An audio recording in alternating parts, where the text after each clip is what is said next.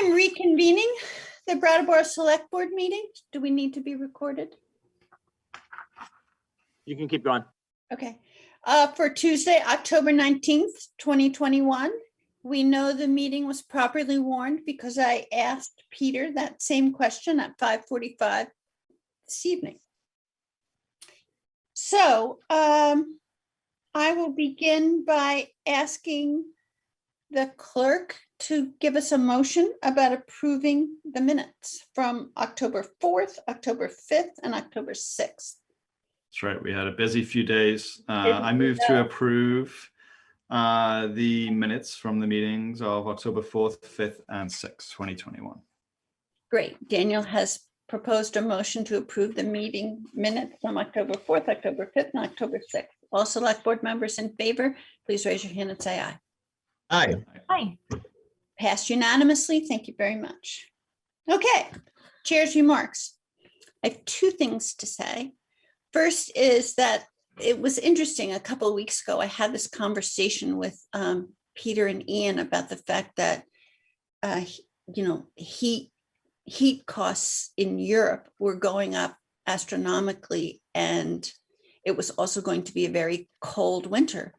And then I hear this week that the same is happening in this country, that heating costs are going up and it's going to be a very cold winter, but also that the state of Vermont has received a considerable amount of federal money to help with those heating costs. So the town of Brattleboro does not get involved in that directly, but there are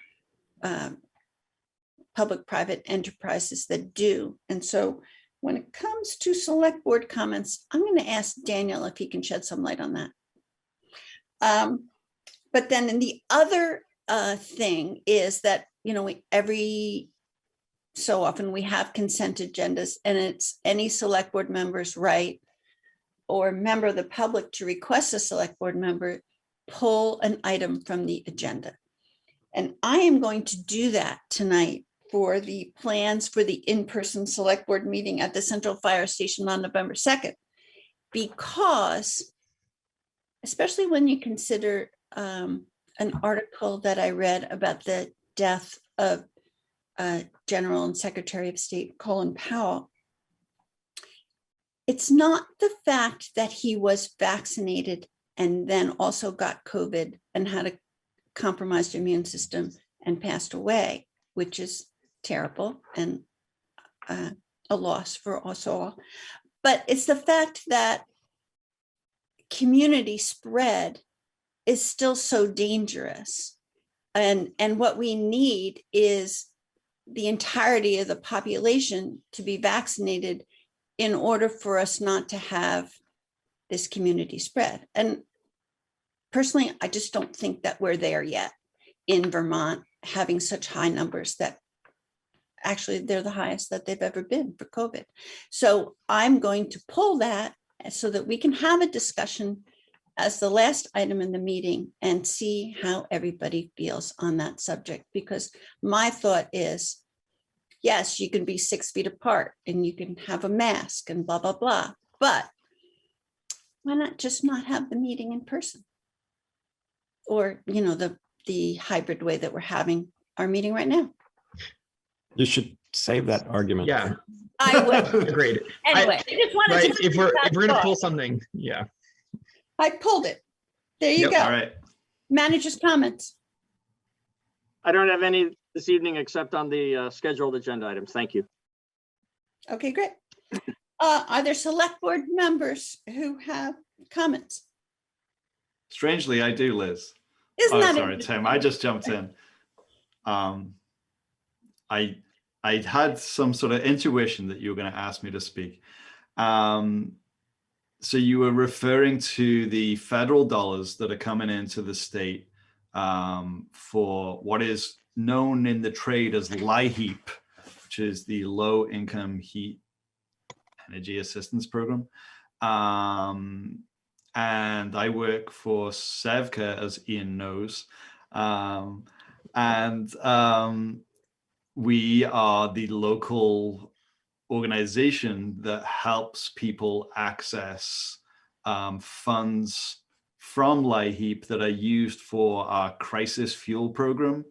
And we also help people connect with the state's seasonal fuel program by helping them apply and that kind of thing. So yes, it is very good that there is extra money. I was actually on a call this morning with the state and other people from community action agencies around the state. This year, people will be able to get twice as many gallons worth of fuel, or twice as many cords of wood, or twice as many tons of pellets than they would usually when it comes to crisis fuel time. Yes, that's true.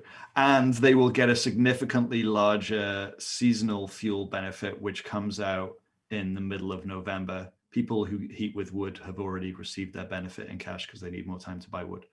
And so that is all good.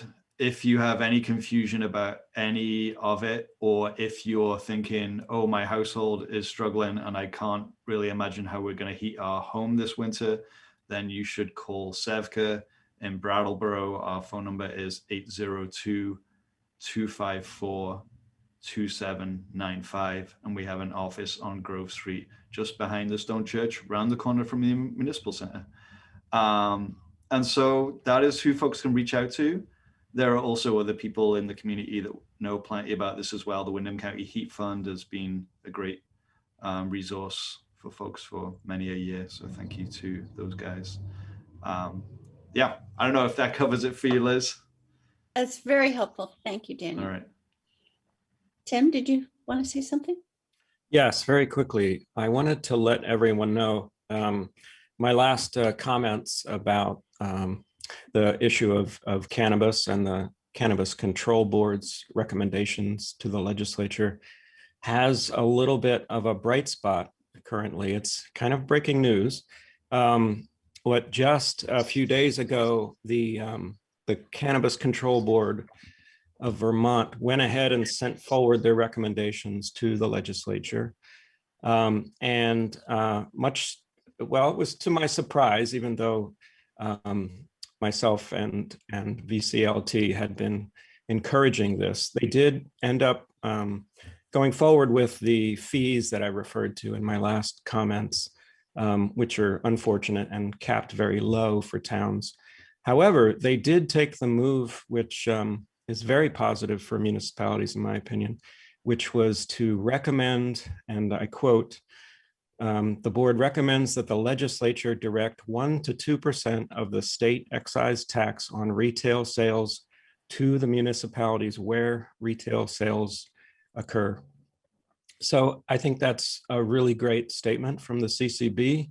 It shows that they recognize that municipalities need support and indeed even incentive to opt in to make everything work correctly.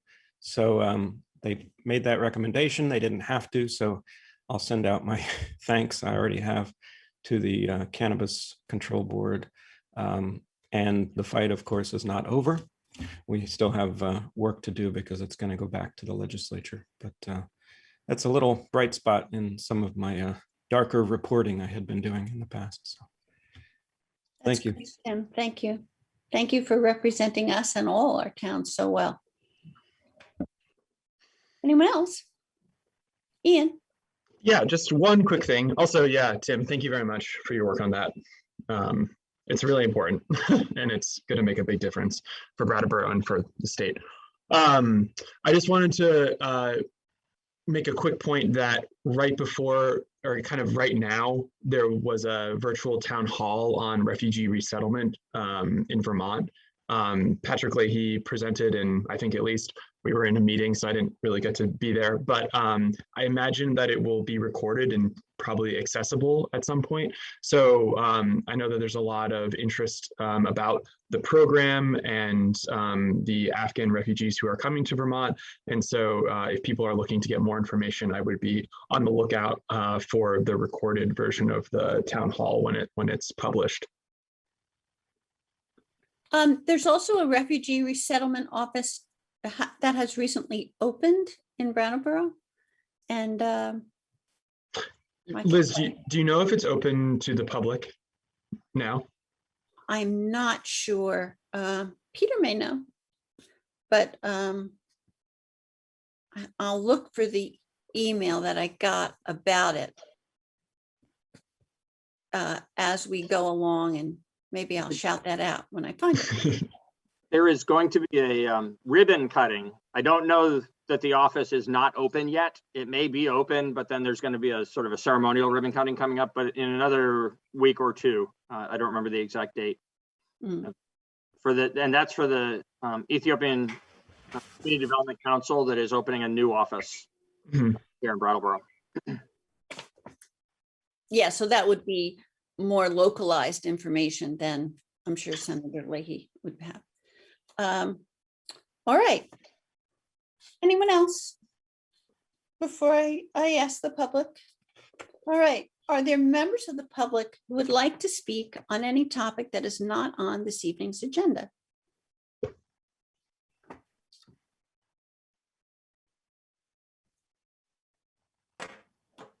Seeing none, let's move right along. Peter, do you want to introduce the consent agenda?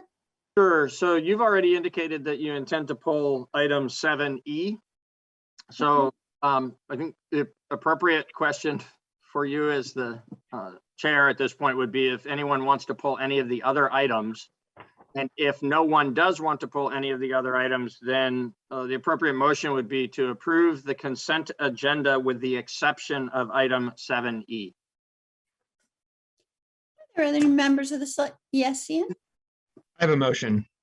Oh, great. But first, let me just ask that question in case there's any other select board members who would like to pull any other motions from the consent agenda. Seeing none, Ian, please proceed. I move to approve the consent agenda as presented with the exception of item 7E.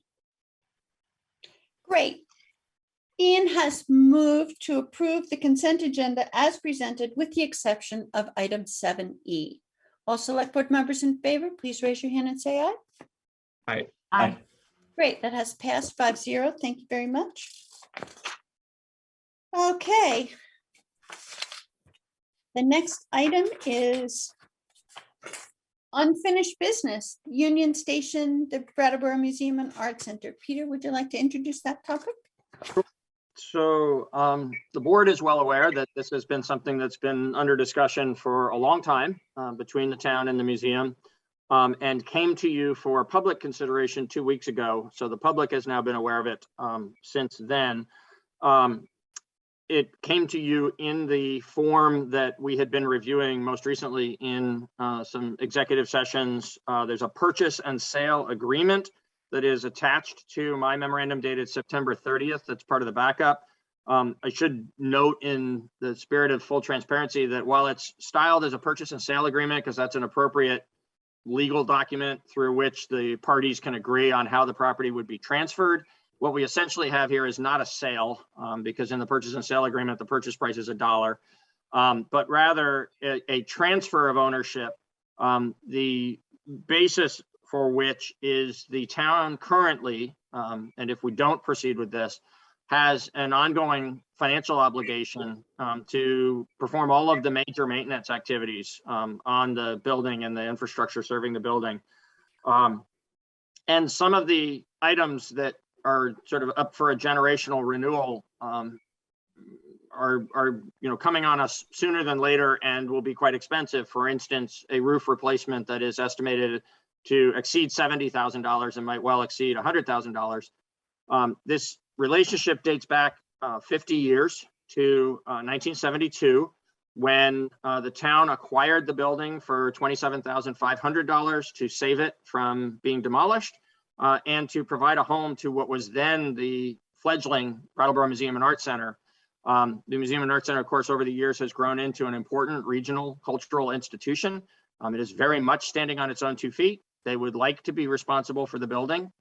And we think that we town staff who have worked on this and from my communications with you that have brought us to this point, I believe it's also supported by the select board that It's in the taxpayer's best interests to not any longer be the financially responsible party at this site when there is a viable ongoing community institution there that can take responsibility for the infrastructure and continue its operations for the benefit of the community. So there are some additional details. We went through this in great detail 2 weeks ago tonight. I think for tonight, it might be best to leave it with that summary, and I'd be happy to dive deeper into details if there are questions or concerns that emerge during the discussion.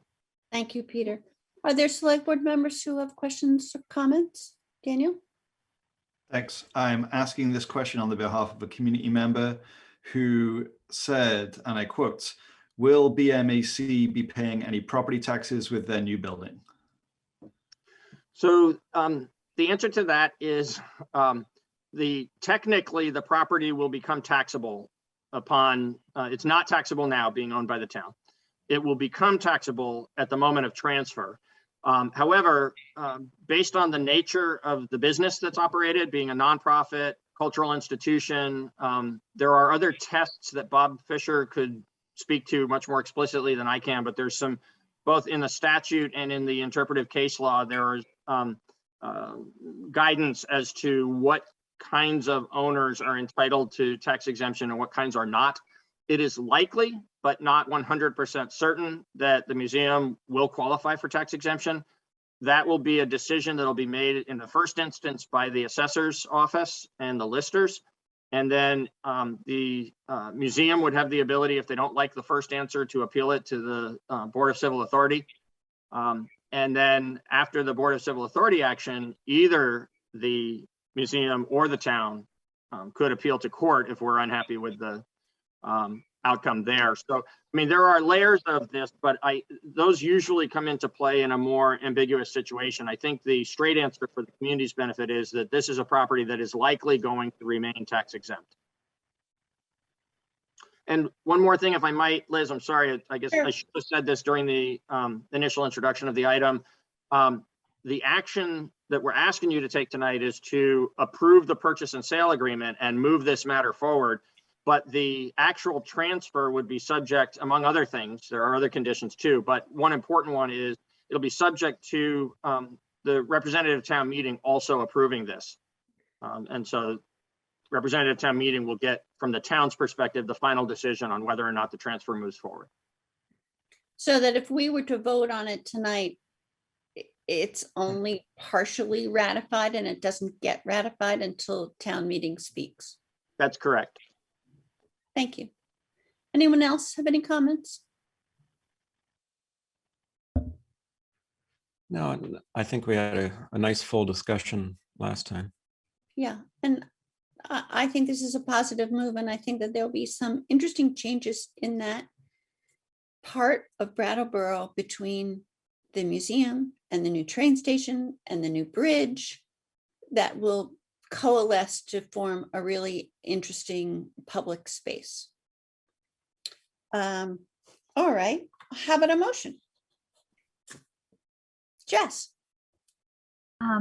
I move that we approve the purchase and sale agreement between the town of Brattleboro and the Brattleboro Museum and Art Center for the transfer of ownership of Union Station. Thank you. Jess has made a motion to approve the purchase and sale agreement between the town of Brattleboro and the Brattleboro Museum and Art Center for the transfer of ownership of Union Station. All select board members in favor of this motion, please raise your hand and say aye. Hi. Aye. Another unanimous vote, 5-0. Thank you very much. Okay, new business. The Union Police Officer Compensation and Creation of a Community Safety Fund.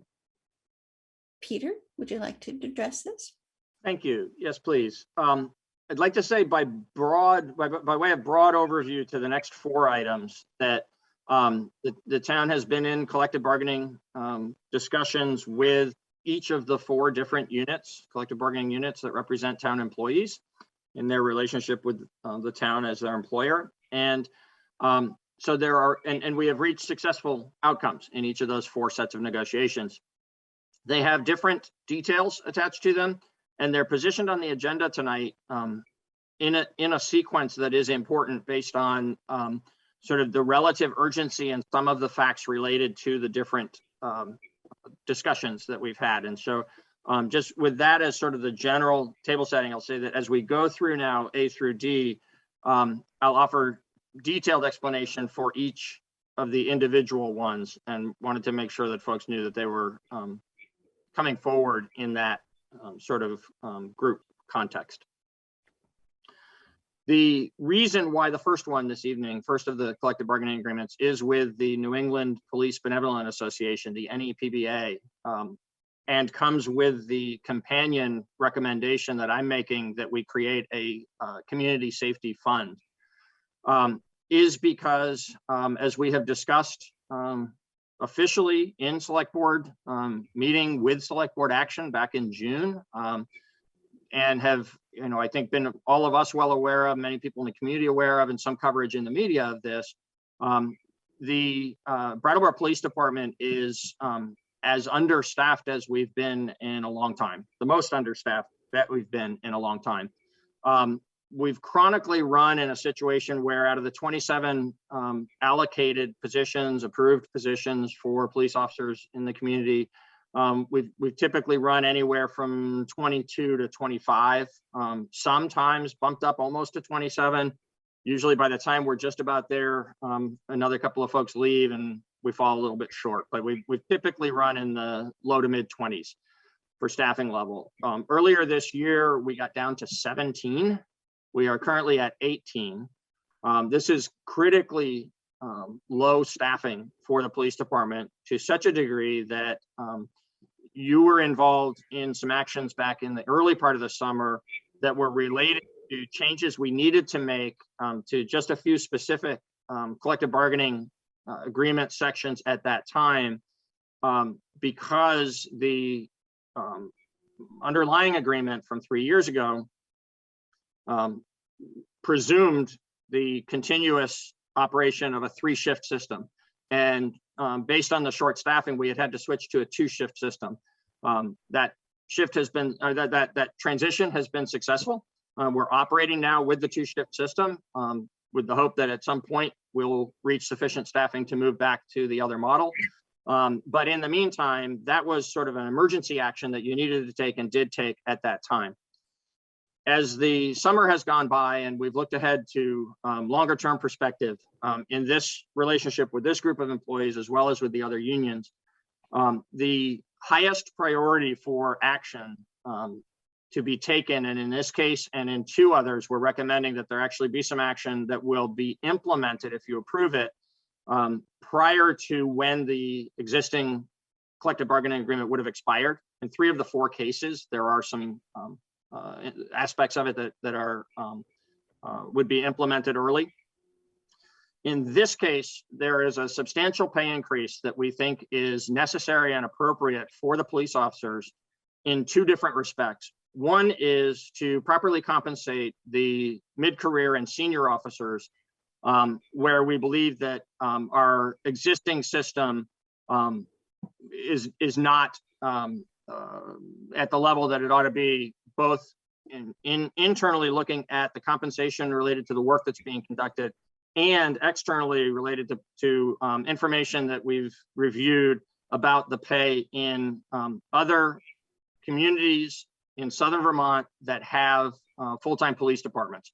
So Bennington, Bellows Falls, Windsor, and Springfield are mentioned specifically in my memorandum on this topic that's in your backup, and are law enforcement agencies whose compensation systems we have reviewed in the course of these negotiations and found to be significantly superior to Brattleboro's current pay for police officers. We know that it's a complicated time, not just for the Brattleboro Police Department, but in law enforcement in general across the country. We know there are staffing challenges, but it is clear that both from exit interviews with police officers who have left Brattleboro town government and based on the comparative data, that our salary structure in the Brattleboro Police Department, the deficiency there is a material contributing factor to the severe staffing shortage that we've experienced. And so we thought two parts of this were equally important. They are both addressed by the recommendations before you. They're addressed in somewhat different ways. The one is this adjustment, which is a significant adjustment for mid-career folks, and then an even more significant adjustment of $11,000 from approximately $38,000 up to approximately $49,000 as the starting salary. The basis for that more significant adjustment is, of course, the motivation for it is as an inducement in the recruiting process to attract the best possible police officers to apply, to want to come and stay with us in the Brattleboro Police Department as we build back up. But the particulars of that are, so that's the motivation. The data that's important is we were paying what had been typical in the past, but is no longer typical from the salary structures that we reviewed as part of the negotiations, differentiating between a new police officer who's at the police academy and then a police officer who has come back from the academy and is in continued training before becoming what we call a police officer one, level one of the pay scale, as a fully certified police officer able to operate independently, go out on patrol by themselves. It takes about 9 months to go through that process. And what we have had is a system that offers a starting salary at about $38,000 for somebody who's coming in as a trainee to, and we have called it the academy salary, because typically the first thing they did was go to the academy. And then they came back from the academy and had their in-service training here in town. Some of what Chief Hardy and the management team at the department have been working on is some better ways to bring people into the department.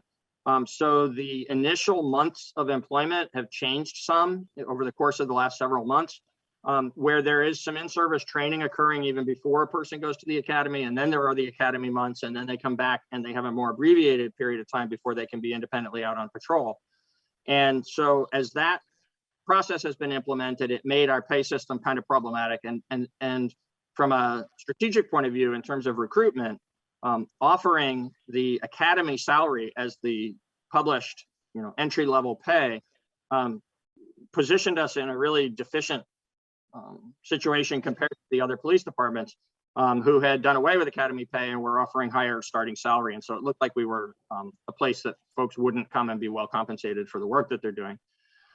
Our recommendation is to eliminate the academy salary and increase the training salary such that the published first pay, entry-level pay now for a police officer will be at $49,000. That would be at the top of the market, not by a lot, but the others are in the 47, 48 range. We'll be just slightly out ahead of that with the highest pay among these departments that I've mentioned in terms of recruiting new officers. And then we'll have a pay system that is calibrated appropriately for how folks move up from there. It will provide, as I indicated earlier, pay increases, both immediately and over time for the mid-career and more senior officers, but in magnitude that is much smaller than for the entry level. And it does raise up our pay compared to those other departments. There's a really complicated set of circumstances around the higher levels of pay because the different departments have different pay systems. You can't really do apples to apples the way you can with entry level. But I would say that we position ourselves to a much more competitive position in relationship to the others, better than some, but with still others that pay a top salary better than ours in terms of that relationship with the other departments and the degree to which that might have an impact on someone choosing to make a career here with us in the Brattleboro Police Department. So what's before you, excuse me, is an addendum to the existing collective bargaining agreement. All four of the collective bargaining agreements that are currently in place with the four town employee unions are set to expire next June 30th.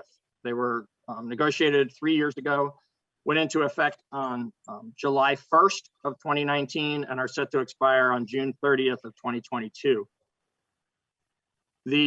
This issue with police staffing and police pay, we thought was especially important to address as soon as possible while I'm still town manager, because of the historical connection to both the prior actions taken related to this relationship with this group of employees, as well as the overlapping. We're going to talk about it again tonight in an overlapping manner.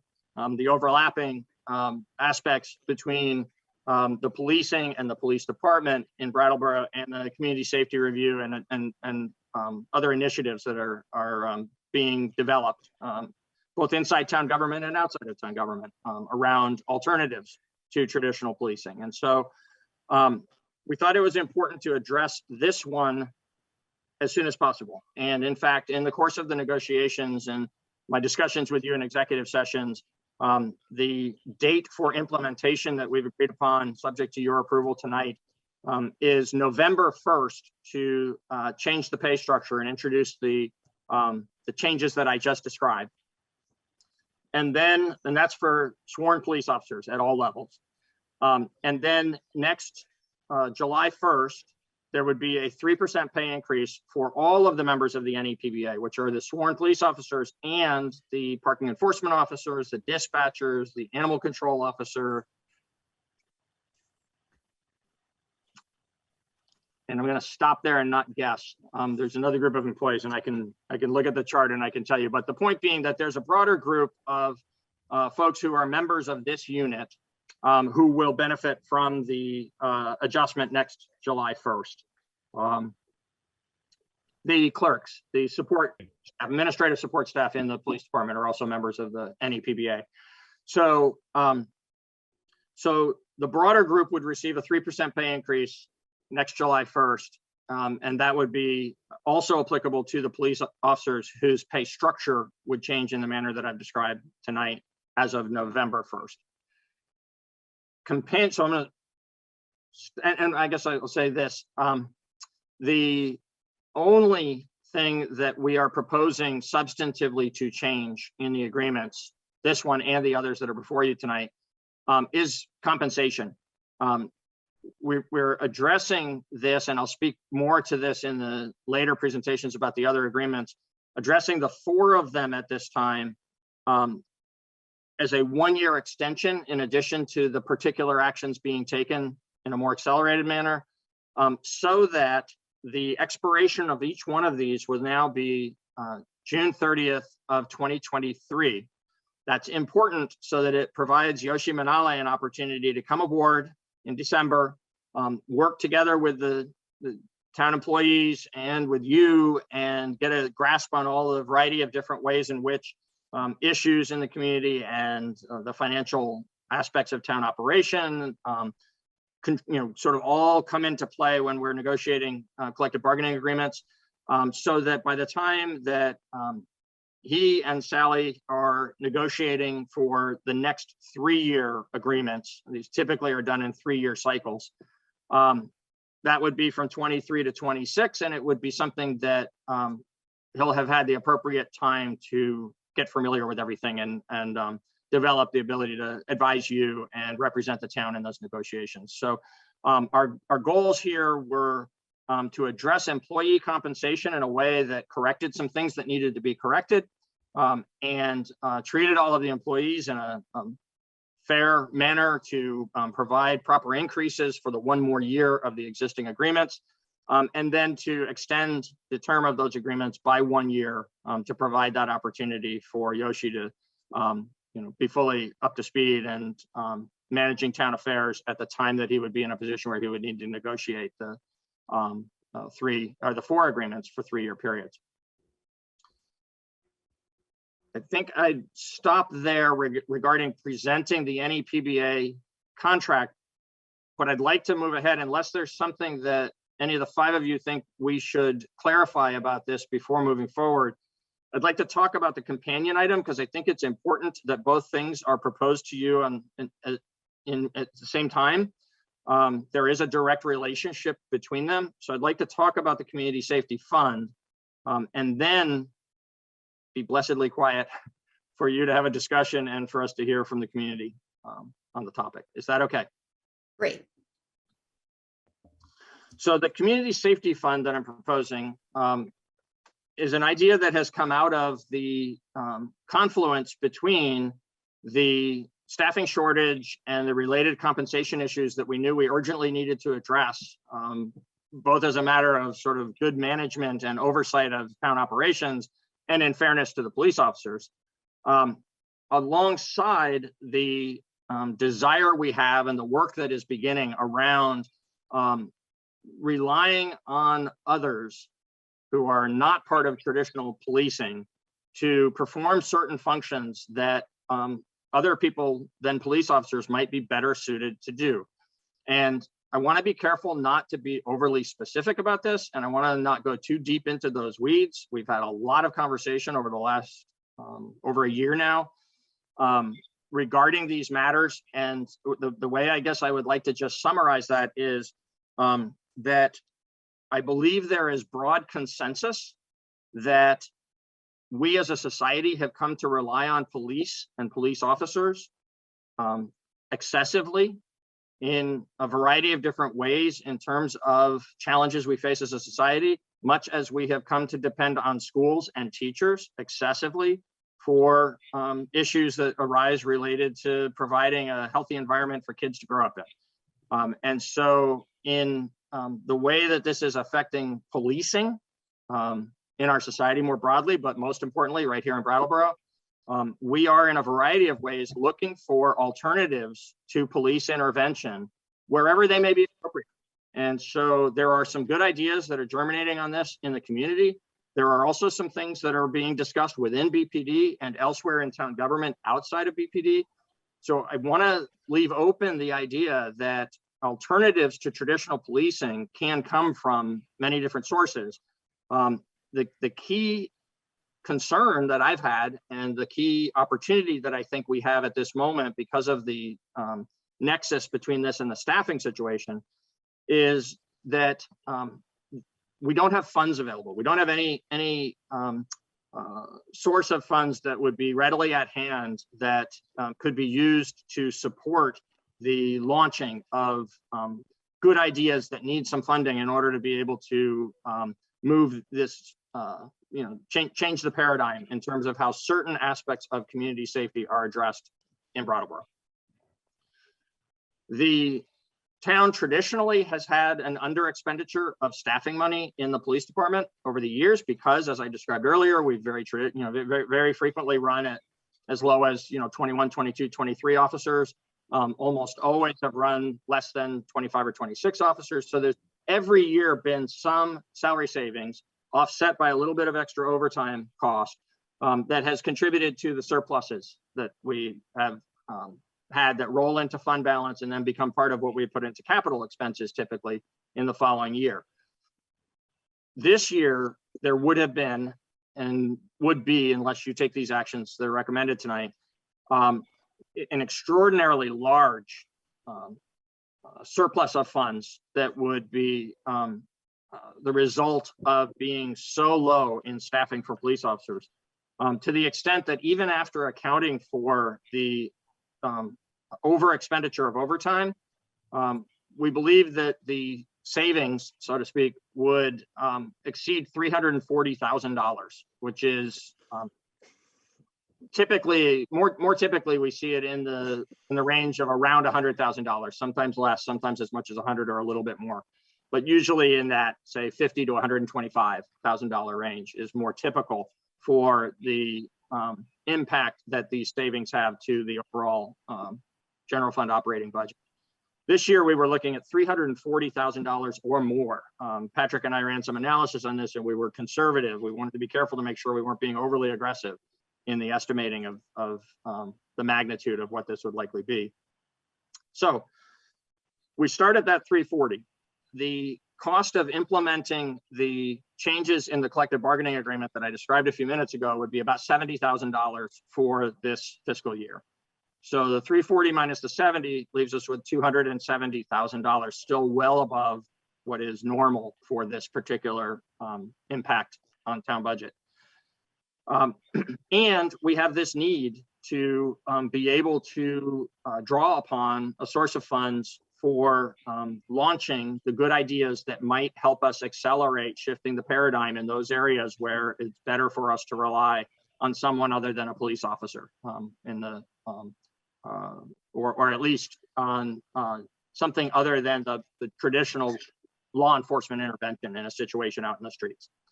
And so my recommendation to you is that you create a community safety fund, much as you did several months ago in creating a fossil fuel free facilities fund, and allocating $70,000 at that time to the creation of that fund so that you would be able to call upon it. We're going to have some conversation about it a little later this evening under the sustainability update. Call upon that source of funds as you as a select board find opportunities to invest in things that are going to move the needle on sustainability, that you move us away from fossil fuel consumption, that you would be able to have a source of funding available to you when you wanted to support such an initiative. Again, something that might come up within town government, or it might be actually something that's brought from the community to town government. Very much on that same model, what I'm proposing is that we take $200,000 of the something like 270 that is available and designate it as a community safety fund that would be from which you would be the decision makers on expending funds from the community safety fund and to support actions or programs that might be presented to you.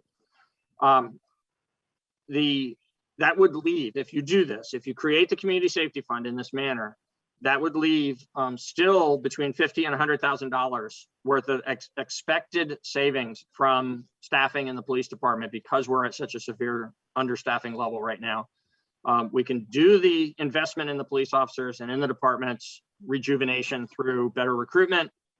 We can do the creation of the community safety fund with substantial funds attached to that you would be able to invest in initiatives going forward, and still be in a cautious position, not overly bold position related to how the savings in this area of town government are likely to contribute to the position of the town financially at the end of the fiscal year.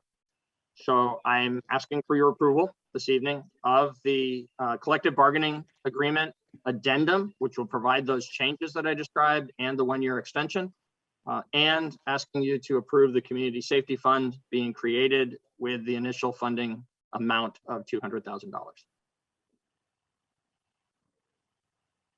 I just have one question. Does that include projected overtime for the police officers? Yes, it does. And it also includes projected filling of several of the vacant positions between now and the end of the fiscal year. We're hopeful to get back up over 20 before the end of the fiscal. Okay, select board members, would you like to comment?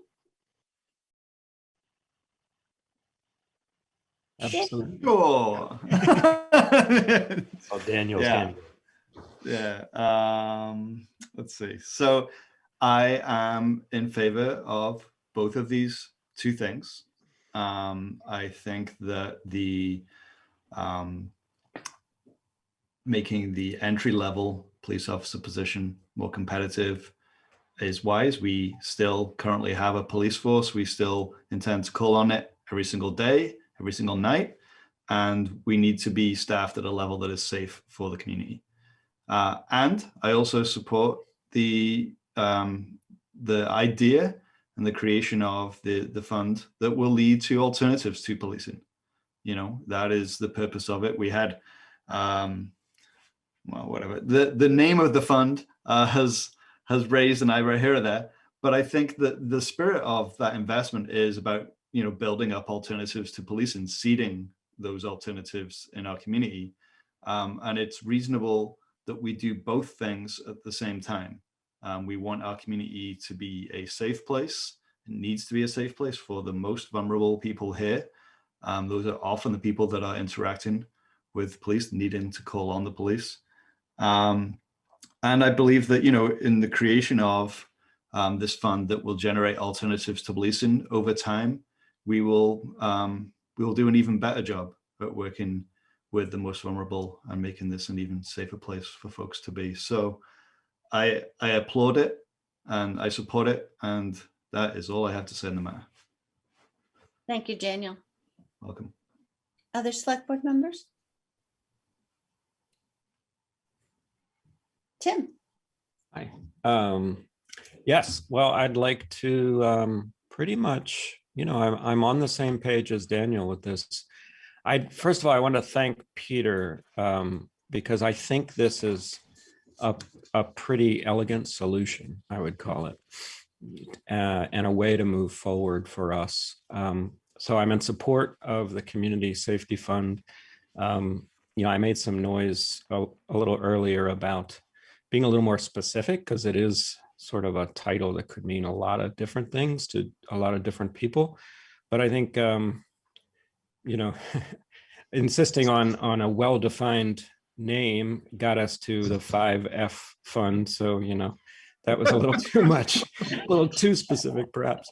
But joking aside, I think the goal here is to balance the support that we want to show for our Brattleboro police who already serve and build our force back to the level we absolutely need, while also providing some funds to support the innovative ideas that we'd like to try. And that doesn't mean these ideas will please everybody or satisfy everybody's desires. But I think we have a board here that overall generally supports that idea of giving some real weight and some money behind the idea of continuing to support our police department by taking some of those roles that they themselves might tell you, if they were speaking before us now, that they're uncomfortable with themselves and often don't want to be playing some of the roles that they all over our country are required to play. So I want to just make it clear that I support this idea, and I thank Peter for it. We can come back to, my but is that I think that I would suggest that we start just a little bit lower in the price for the fund start, because I really see this, every year we have, for the past, since I've been on the board, there's always a surplus of funds because of the lack of a full contingency of police. And the tradition and the correct fiscal tradition is to return that to the general fund to then be decided specific ways to be spent. So I really feel that as a fiduciary responsibility, that the possibility of spending the 200,000 plus an additional recommendation that Peter points out at the end of his memo could get us up to $250,000. That is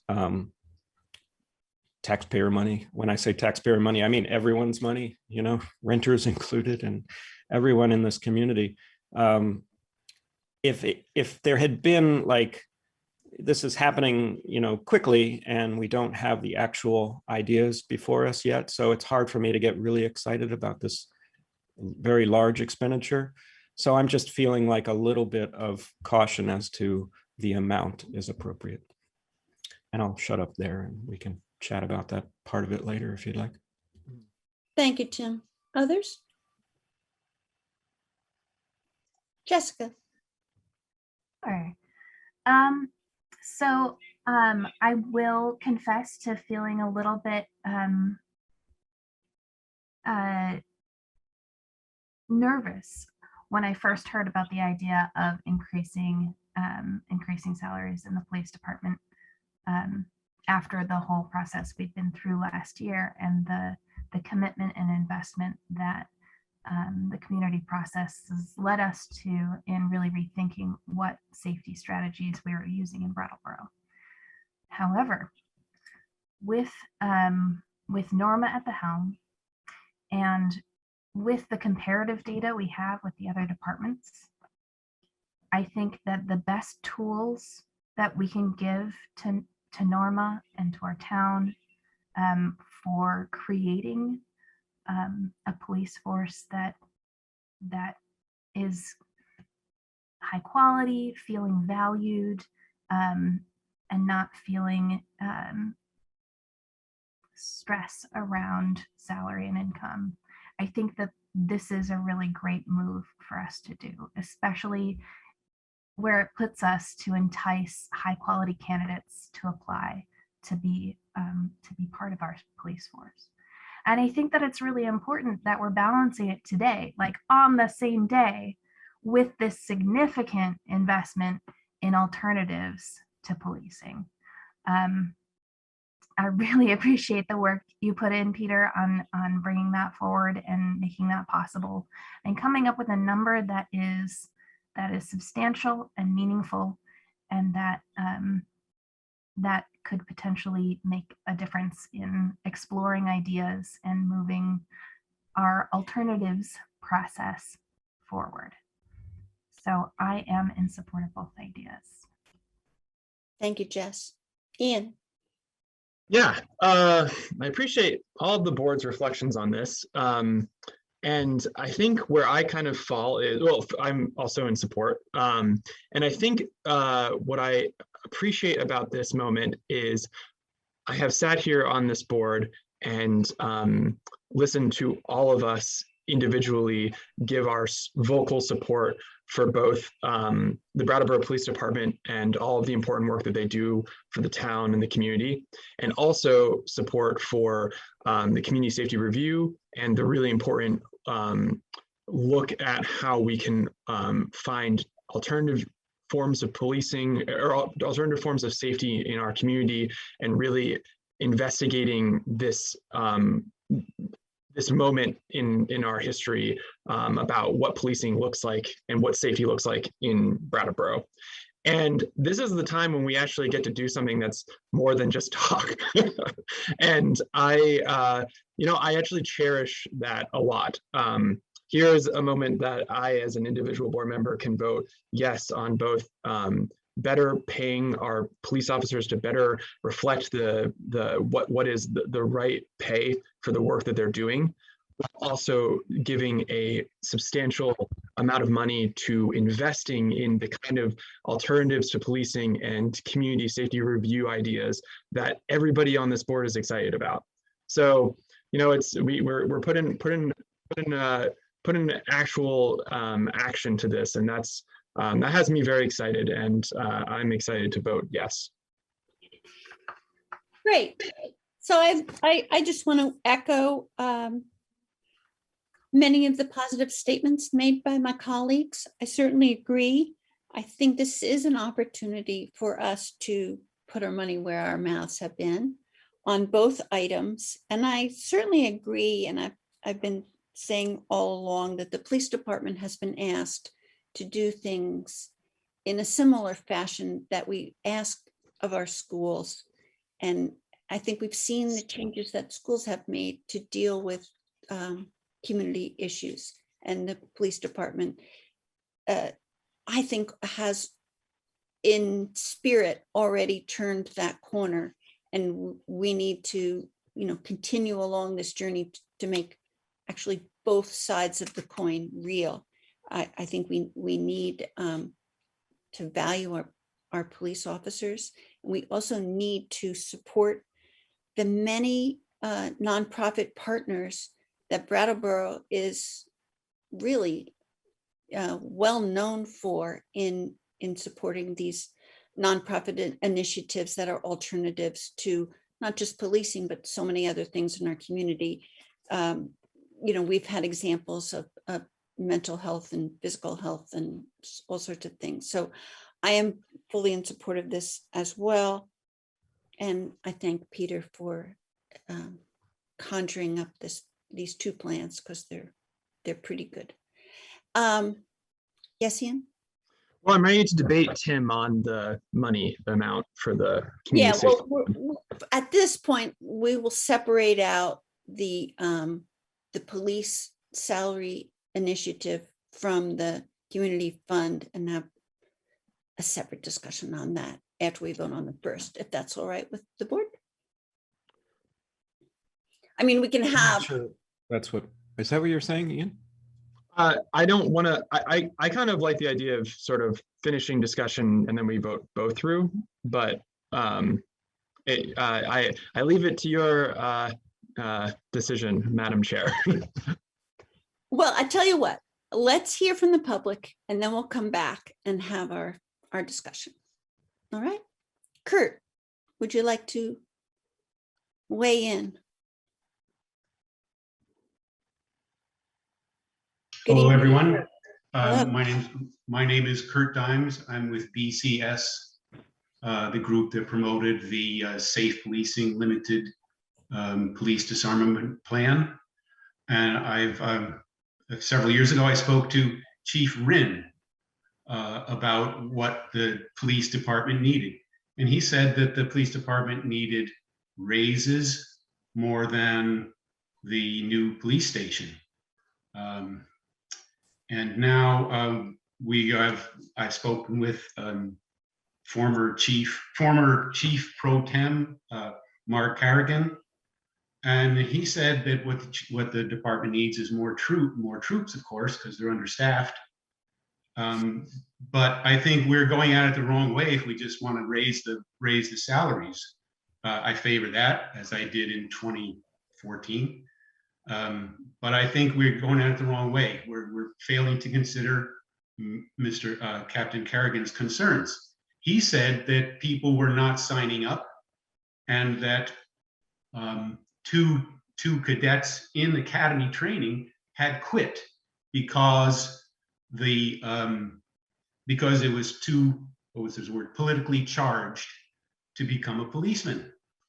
And from that angle, the political climate affects staffing, and that the board and the town manager would be well advised to initiate this safe policing plan, which really does address the political content of being a policeman by reducing the time that police carry their weapons. So I highly recommend you take that broader view of making the department more attractive to a new kind of recruit. Thank you. Thank you, Kurt. HB? Hello, HB. Hi, y'all. Sorry, getting myself unmuted from the host. Thank you. Nice to be back with you all this evening. Yeah, I'm really excited about this proposal and just want to express first a lot of support for the creation of the Community Safety Fund. And yeah, I think, yeah, wanting to commend you all on taking this step. I think there's a lot of municipal governments and other folks right now who are taking the first step in this of looking at recommendations and not this second and arguably more important step of actually funding the work. I think it's really hard for us to do the work without the resources, right? So yes, yay. And then I have three mostly process related questions. I'm curious if you all have a sense of the process for accessing the fund. Would it be an application or some other kind of process? I know there's multiple ways that proposals come before you as a select board.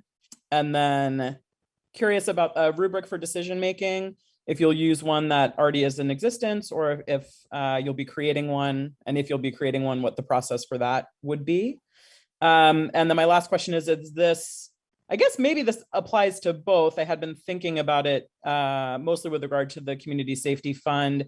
Is this proposed to be an ongoing sort of into infinity commitment from the community and from the town? Or are we talking about a one-time kind of thing? So happy to repeat those questions, but would love to hear folks speak to all three of them if possible. Peter, would you like to be interrogated now? Yeah, I would. Thank you. I'll take an initial shot at it. And of course, you know, the most important thing, and I'm going to reiterate that in the answer to HB's questions, is that this funding be set aside to be used at the discretion of the select board. And so you may indeed have thoughts about being more specific than what I'm going to say. I personally think in proposing this, that it's important that it be not overly specific initially.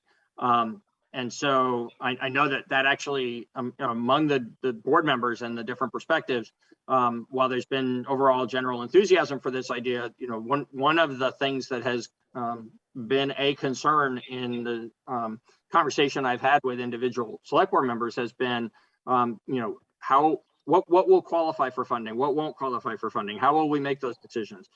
I think the important thing here is to recognize that we have an opportunity that we don't normally have. We have it because of something we wish we weren't experiencing, but we are, which is, not just a few vacant positions, but severe understaffing in the police department, which is leading to this, multiple times over level of cost savings compared to a normal year.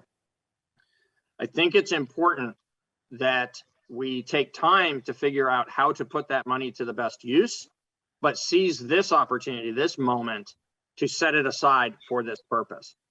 In the initial months of implementing the recommendations from the Community Safety Review, and in the work that we're doing that isn't directly coming out of those 41 recommendations, but is in the same theme, there's a variety of different ways in which good ideas are popping up, and time and again we're saying, but how would we fund such a thing? And so, here's a substantial amount of money that is, was appropriated for safety purposes or to protect the public. And it can't be spent this year for that initial or that original purpose. I think it's important that we set it aside for this alternative purpose and then figure out what is the best way to go forward, both in terms of the process of decision making. I think that's really important and something we haven't given, at least I have not given much thought to yet, and to the specific definition of what can it be spent on. The reason I did, because I have given that some thought, and there's things that I know about and things I don't know about, and there's things that other people are aware of that might be different and overlapping with what I know, but still incomplete, right? And it just felt to me like trying to be overly specific about it can be used for these types of things, but not for those types of things, felt really premature to me. So the safeguard for the community is not a dollar would be spent out of this $200,000, except and until the select board in a public meeting approves spending from this fund. Otherwise, it's going to sit there and be ready to be spent when the time is right. And so those decisions get made in public. They get made with public input.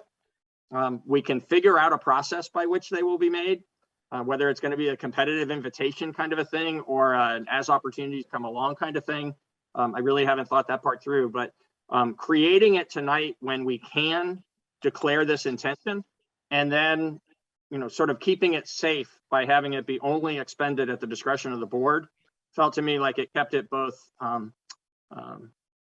like that was enough processed at this time and transparent to the public. And the third question, Peter, that HBS is will it be ongoing? I think the intention is, correct? Yeah, so thank you for that.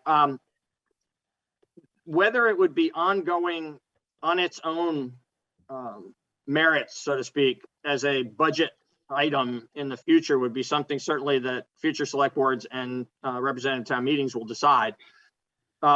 My intent in proposing it was to recommend this $200,000 tonight, and then an undefined amount of money that is still undefined as we sit here tonight, because we're in the final stages of preparing the town's proposed or the staff's proposed FY23 budget.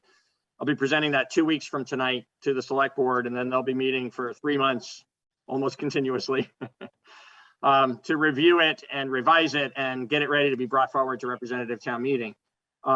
In the proposed budget that I bring forward 2 weeks from tonight, I intend to propose an additional allocation, but I'm not sure how much. I'm trying to calibrate my initial presentation of this idea to the opportunity we have because of the savings, because of having too many vacant positions in the police department. And we don't think that we're going to get back to full staffing next year. We believe that's a multi-year process. I need to confer further with Chief Hardy. I need to confer further with Patrick, do some additional number crunching, see where we end up with the rest of the budget. But I will be 2 weeks from tonight recommending some additional allocation, probably in an amount less than $200,000, because there will be fewer vacant positions next year than this year. But I would recommend some additional amount of funding in that next budget. The select board is going to give consideration to that. We'll see where that lands. And then whether or not in future fiscal years there are additional contributions to the fund would really depend on, how do we use it and how does the public react to that use and what kind of support is there for making this an ongoing thing. Thank Great. you. Thank you all. And just, yeah, these are the reasons we're going to miss you, Peter. Very excited to get to know Yoshi and appreciating your thoughtfulness in putting this together. Shay, would you like to speak to us?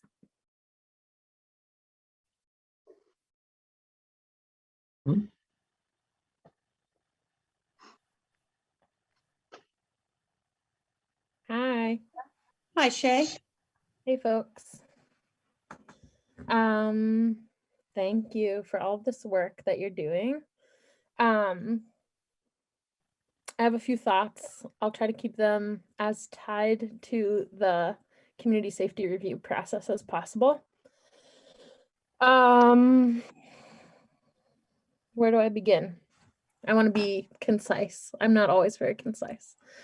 As I hear this idea proposed, it's sort of two ideas that are being tied together but are actually quite separate in a way. And I think immediately it sounds like quite a bit of a compromise for a lot of different perspectives about how we should go forward are represented within this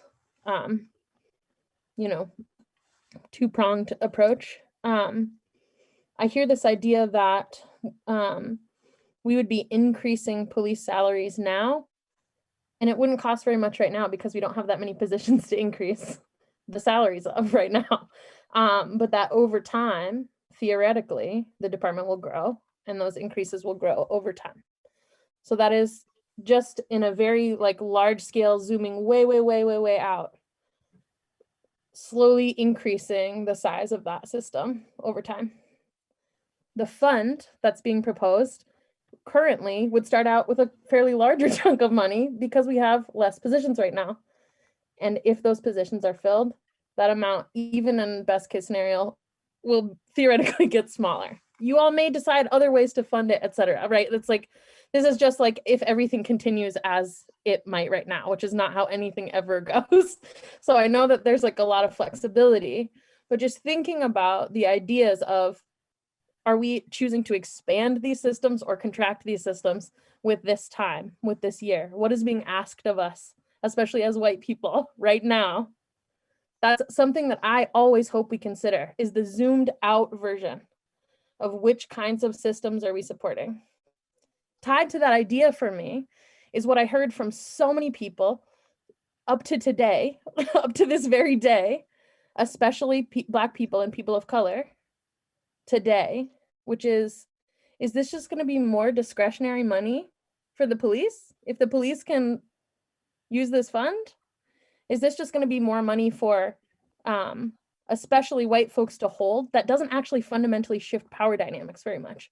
Or can we build in some ways of thinking about this money so that there's an advisory body of people with lived experience who help decide what gets what gets funded? Or is it that we are, I don't know what the ways are to build in some accountability and actual power shifting, especially racially right now, this year, this whole work.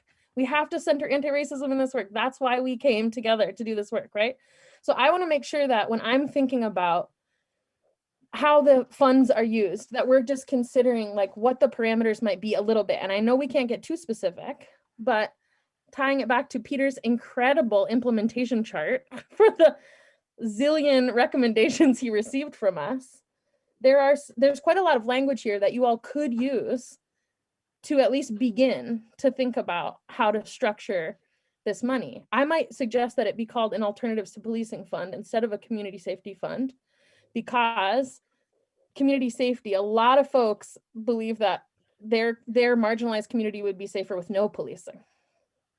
And so I think if we're thinking about just alternatives, which functions could be taken by other departments or other folks, that could be alternatives to policing, but community safety is incredibly broad. Some of the recommendations that you all have reviewed and moved forward as a slate and already been thinking about quite a lot that I think are relevant here include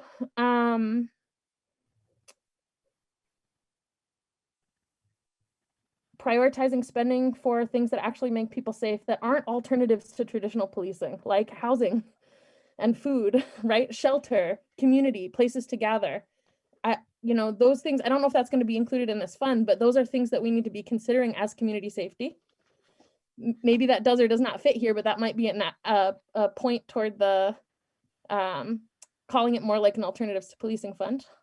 Not to get too nitpicky, but I do think we need to, words matter, so we have to be somewhat clear. Invest in resources that are new and existing programs that respondents identified as most helpful to their safety, such as mutual aid support, BIPOC run programs, local organizations that provide voluntary non-coercive support, places for belonging, investing in restorative justice, etc. These are I know that you can't decide it all today. I just want to name, like, there is language that you could use to help you think about this. And I do want to say, like, I've advocated before that perhaps there's an advisory body of people who are doing liberation work or who have lived experience who can help you sort some of that out. But I think without any more clarity about who gets to use this fund or what it is, it could be really, really helpful or not really helpful to most marginalized, most impacted people. But I think that it could be amazing. I do think it just, I respect Peter's decision to not personally himself clarify it too much, but I do think we will all have to clarify it a little bit more as time moves on, if it continues. The last thing I wanted to say about the increase to salaries is that the last two recommendations that we had in this slate of recommendations are to commit to no more budget increases for policing beyond the cost of living, starting FY 2022 and ongoingly, and reduce overtime budget usage and work toward reducing the size of the police force over time as alternatives approaches to community safety are created, funded, and implemented. I don't think those things are necessarily contradictory to what's happening right now, but I want to ground, but I want to ground the discussion in the process that we've had so far. This year, that salary increase wouldn't be a huge budget increase because we have this huge surplus and we have this short staffing, but like, what are we setting forth over time? Over time, if we get back to this ideal staffing, that would be a budget increase. And we're talking about the community asking for not getting back to that staffing level. So I just really want to be clear that this proposal lives in a really interesting in-between space between some real possibilities that align with what most marginalized community is asking for and has the potential to be co-opted if we're not really careful. And I think we're all just all the folks who've spoken so far are white folks sitting in a room talking about things that very predominantly impact people of color. So I just want to lay out what we heard. I'm not a person of color, but I have been hearing feedback so heavily over time that I always am just trying to bring that voice into this space. And up until today, there are people who are like, these meetings are too traumatic for me. I feel so unheard and unlistened to. I'm not going to be there. But I hope this actually is cool and not just a co-opted thing that police are going to get money to do, whatever they want with, when we're talking about actually building true alternatives to systems of threat and coercion and punishment as community safety. So I'm not advocating for a single thing. I want to ground the moving forward in this idea that what we're proposing is an increase in that system over time, even though it's very small right now.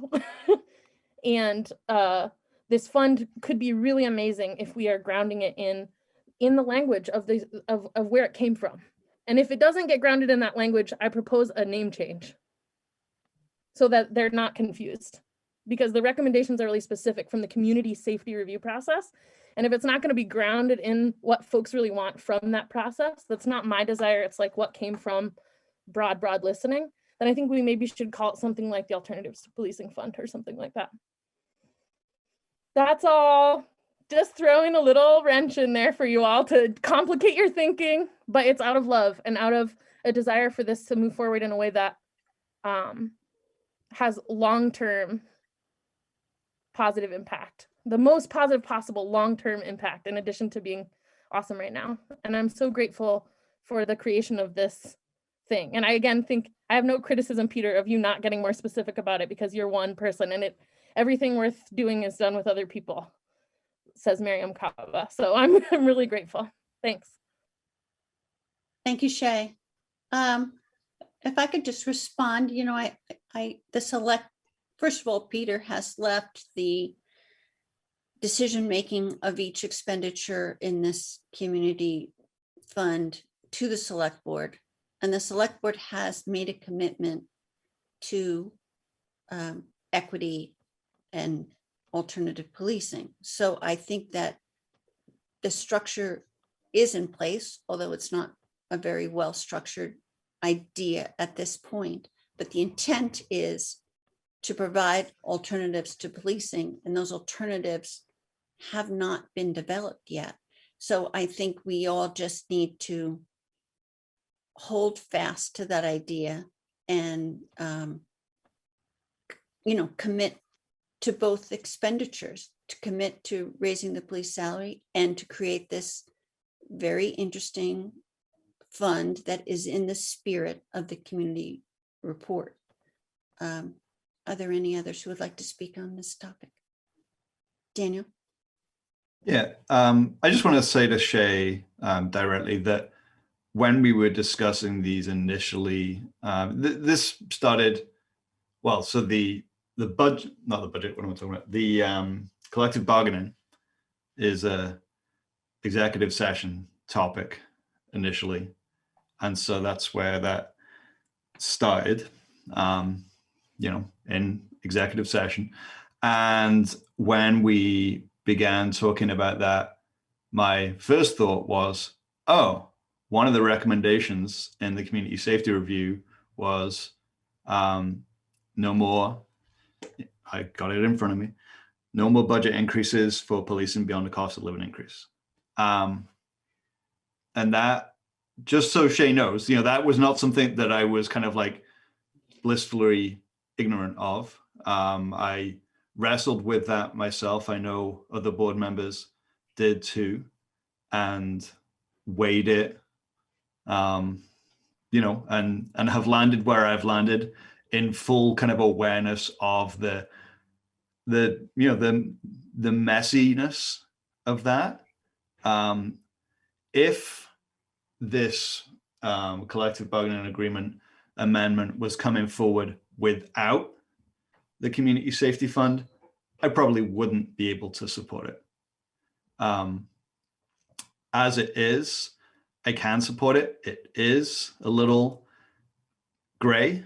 I think that I am in charge of some discretionary funds at work, and I know that discretionary money can get spent very easily by those with easy access to power and very hard by those with little access to it. But I believe in this select board. I believe in the integrity of my fellow board members and of the staff of this town. And I also do believe in the partnerships that will need to be established to build alternatives to policing, and in the creativity that is present in this community. And so when I imagine what that kind of money could be used for, you know, one of the recommendations that feels like doable and scalable to me is the kind of restorative justice work that is already happening in this community. You know, one of the recommendations was about neighborhood level restorative justice. And so I wonder if something like that might end up, you know, maybe coming to the town saying, we exist as an organization already, we're doing this work, we'd like to scale it and try this. And we would be able to do so with a contribution from the town. Most likely that wouldn't be the full budget for it, but, you know, it'd be seed money. And so that's how I see it. And so when I made the decision to support both of these things, I was grounding myself in what is in the community safety review. And I understand that that is not just Shay's opinion, that is coming from the community broadly. And I'm trying my best to balance all of that information with information that I've, that I get from other members of the community as well. And I think that this is a good way forward, but I understand a little bit of skepticism, and I'm not too offended by it. Thank you, Daniel. Peter. I just want to say thank you. And part of that was the community safety review, and part of it is my own belief, and I honor the complexity there within. I really want to like ground in the language of what we've handed you all. And then also like my personal belief is we should honor that, that language. That's my personal opinion, but I am grateful for those words, Daniel. Thank you. Great. Peter. Thank you. I know there's additional members of the public that want to speak, so I want to try to keep this short, but I'd like to just offer a clarification. It has inevitably come into the conversation that this, looks and feels like a compromise. And I think it's important for us to just say flat out to one another, indeed, it is that.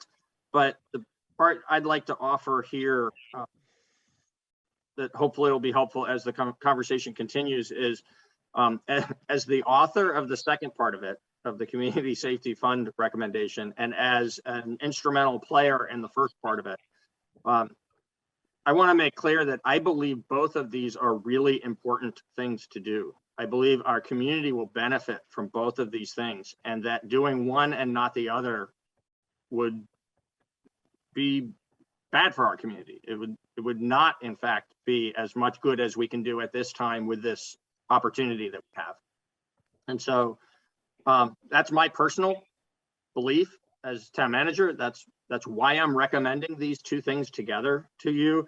And I think it's important for us also to speak frankly that there will be people in the community who will think one of these is a really fantastic idea and the other is terrible. And then equally, there will be people in the community who think the other one is a really great idea, but the first one is terrible, right? And the hard work that you do and the work that we as staff do trying to help you do your work as the select board is to make policy decisions that are in the broad best interest of the community, where we are in fact focused on sort of, multiple objectives at the same time a lot. And so here's a moment where I think we can do these two things that seem contrary to one another, but I believe each one on its own merits is important for us to do. And the fact that there is a balance between them, one way to look at it is a conflict, another way to look at it is a balance. I'm hoping will in fact, help both things to move forward, not because that makes it more palatable to the community, although I think maybe it does in a broader sense, like compromise often does, but because doing one without the other, I think is not our best foot forward. And that works either way, one without the other. Thank you, Peter. Robin Morgan, would you like to join the meeting? Thank you, Elizabeth. I just wanted to speak to the math part of this, and this sort of in alignment with what Shay said, that I just want everyone to be clear that the proposal here is an ongoing permanent increase to the police budget and a one-time fund for alternatives to policing. And that I'm wondering, as Peter stated that he's planning on suggesting a place in the budget for this type of alternatives to policing money in future budgets, where is that money going to come from? And I know that the police staff numbers have been, it's gotten worse recently, but it's been below the stated number of officers, I think the entire time that I've lived here, which is since 2010. And so I would question, is that the right size for the department? And could we permanently make a commitment to reduce the number, even though we're increasing the salaries? And then maybe that would create some more funding for this ongoing commitment financially to the community alternatives to policing money.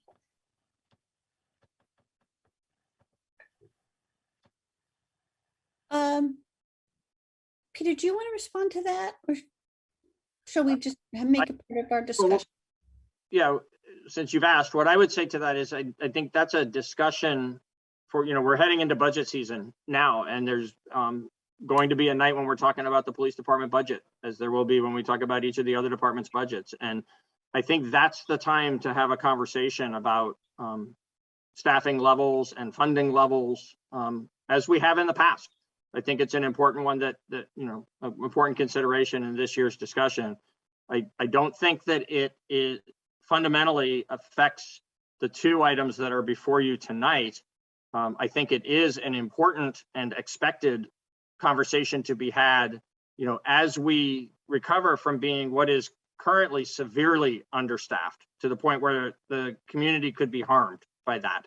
And I know there's a variety of different perspectives from which there are some people who think that, a smaller police department is just inherently good. I think that it's actually much more complicated than that in terms of the variety of different ways in which we create safety or don't. And so the discussion about the proper size and expectation of the police department is something that's going to be an ongoing discussion. I expect it's going to be discussed as soon as the police department's night at the budget meetings, and as soon as the meeting that we have in December around community safety for another check-in around the implementation of the 41 items. There's just, this is not an issue that's going to go away. I also don't think it is determinative for tonight's decisions, for reasons that I think I've probably more than adequately already described, so I should stop there.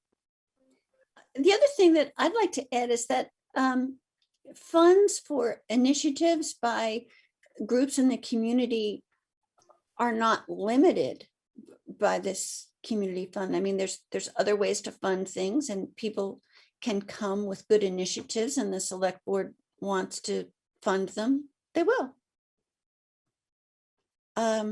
Terry, would you like to speak to us?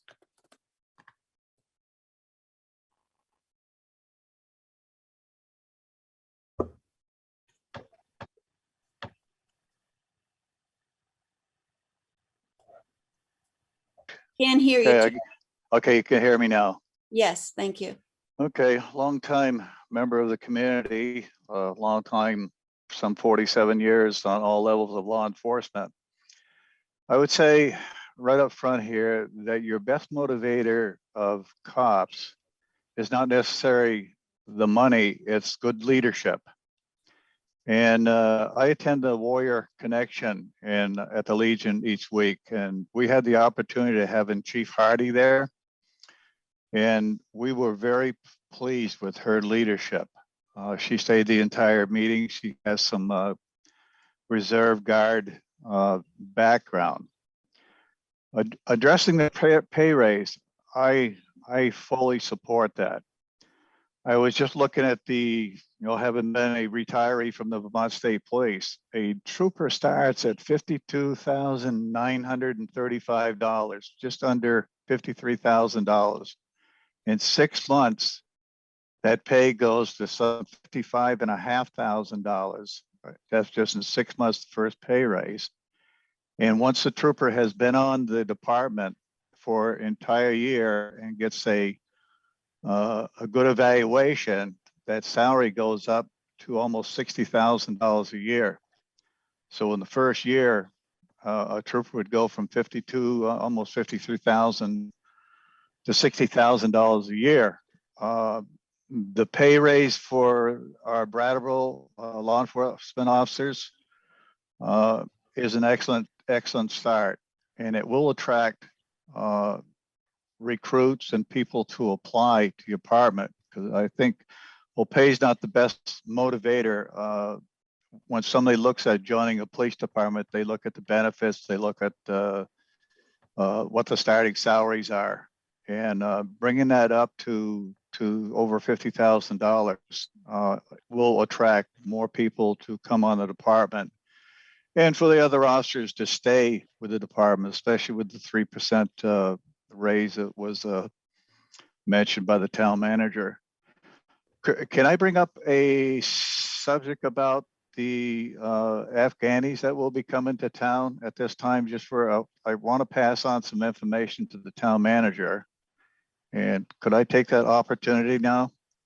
I'd rather that you didn't, Terry, and you can discuss with Peter. He's certainly approachable at any time. Okay, well, I'll just say that Raymond Clark will probably call him tomorrow in reference to ESL. Thank you very much. And that, Cool. Well, thank you, Terry. Emily Megas Russell. Kelsey was. Kelsey. I think you skipped. Oh, did I?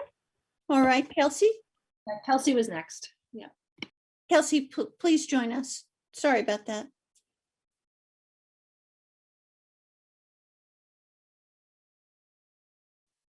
Hi, Kelsey. Oh, all There you right. Am I unmuted? No, Yes. you're fine. We can hear you. I actually think Emily was before me. So I don't know what happened. I could be wrong, but I'm pretty sure. Just But- begin. Yeah, But I'll that's go for it. I'm actually going to be pretty concise, and I'm not usually, so I think I can get through it quickly. But I do want to quickly say that I'm very much in support of the salary increases for the police department. But with that said, for all the reasons that I think we've heard from those that are in support of it, but also I really, really ask that you all take to heart what Shay spoke to in terms of advisory review board of some kind with folks with lived experience, simply because you all, with the best of intentions, I think you have already grappled with, you just do not have the lived experience to fully take into account what may be most helpful. While, I really value the work that you do and have full faith in your abilities to continue this work, but the power differential we keep trying to point out, it's just invaluable to take in that and really give it weight. I don't know what the process would look like, how you could possibly have members of that board be, have it work, but it is so important. So I hope it's both. I hope you can get some sort of advisory review board going in a timely fashion so that it could sort of start as you're really thinking about where this money would go. And I certainly don't have any suggestions what that would look like. And I also do want to say, in terms of the size of the police department, I know that a lot of people don't necessarily agree with my lived experience, but I will say, yeah, right now we do need the police still, and hopefully that's going to be reframed and look different going forward. But just over the summer in Brattleboro, I had to create a safety plan, and I was in communication with the Brattleboro PD and the state police. I had great conversations with Interim Chief Kerrigan to really talk about actual safety plan. And that's not just to protect me, but my entire place of employment, DCF, because I do collaborate with them, my son's preschool, he's in Brattleboro, and having to make real safety plans. And so that, as a survivor of domestic violence, dealing with someone that truly is dangerous, that doesn't just put me at risk, but it does put our community at large at risk. And what I was met with by Interim Chief Kerrigan was just warmth and support and just fantastic. So I didn't need it, and my coworkers didn't need it, but there are those of us that need to have access to that safety, and it's just not an option in my mind for my son to be at risk, other children to be at risk, and have a police officer not be able to get there to prevent that danger. So I just wanted to share that. And so many people do not have the ability to speak to what their needs are. And I understand that, but I'm not alone. So my experience is not solely the only experience, but where we are in the world right now is we do still need the police. So thank you. And so much of what Shay said is also equally important. That's all I have. Well, thank you very much, Kelsey. Emily. Hi, folks. Can you hear me and see me? Yes. Us, I should say. Just to clarify some confusion, I think I did some weird things with my reactions and I had my hand up and I put it down. And so I think that's what happened. But thank you for your consideration and thanks for bringing action, to the table. It feels really nice to be in a conversation where we're debating and processing and exploring what action could look like from all of the really hard work that everyone has put in to really consider how to move forward. And as we're talking about this, I'm reminded of the need to act and move quickly, and also the need to be really mindful of not moving with such urgency that we make decisions that then, especially in town processes that are really end up quite formalized pretty easily, that we consider the long-term impact of the structures that we're creating.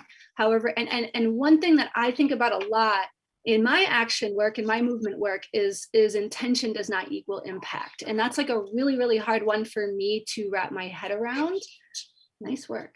And it's really hard to tend to both the intention and the impact at the same time. And it takes like a lot of spaciousness and a lot of patience. And so I'm really asking, I see the intention of this, the creation of like action potential for these alternatives to actually materialize, which I'm super grateful for. And I also share some of Shay's concerns about the potential impact, particularly around those most impacted by policing. And so in concert with grounding us in the huge investment we as a town made in the community safety review process, I want to acknowledge that the recommendations are crafted in 4 sections that are meaningful here, right? And so, I another sort of thing I remind myself often is that repetition is how we deepen, and where it might be a little bit frustrating to have to come back often over and over again to these to this review, but it's really the foundation in a lot of ways that we seeded in order to start actually tending to some of these plants that we're tending to, that are growing now. And so I just want to acknowledge that these 4 sections are in order: acknowledging and reckoning with harm caused, increasing accountability, meeting people's basic needs and building up alternatives to policing and police-like safety responses, and reducing police presence in the role of policing, right? And so my sincere hope is that any action we take integrates those 4 categories of recommendations as well as the specific recommendations, right? For example, right, we can't just assume that creating something is gonna with good intention is gonna have the impact that we hope that it has, right? And so how can we build in the acknowledgement of harm when we protect this resource to ensure that it's truly supporting alternatives to policing that are grounded in the feedback that we've spent a lot of time and labor and a lot of people took a lot of risk to share with us, right? That it's not just, just that it's really grounded in that work that's already happened. In addition, we absolutely need new structures of accountability. I think another thing that we can agree on to some, I would imagine around our nation right now is that police accountability has been a really challenging area. It's not something we've been able to get, to do very, very well across the country. And if we're also opening up opportunities for alternatives, there needs to be accountability around that, because the status quo business as usual force around what we do with resources in town government is actually really, really quite strong. And so I'm so appreciative of this idea. I think it could be really revolutionary for our community, but there's a lot of work that still needs to be done to ensure that it's, the long-term vision doesn't end up a large sized, well-staffed police force and unsustainable community alternatives to policing, and I see that potential for that for sure in this proposal, but there's a lot to come back to around the soil that we tended to sort of plant these seeds in, and to make sure that we continue to tend to that as well. So thanks for hearing me out. Thank you, you. Emily. Gary Stroud.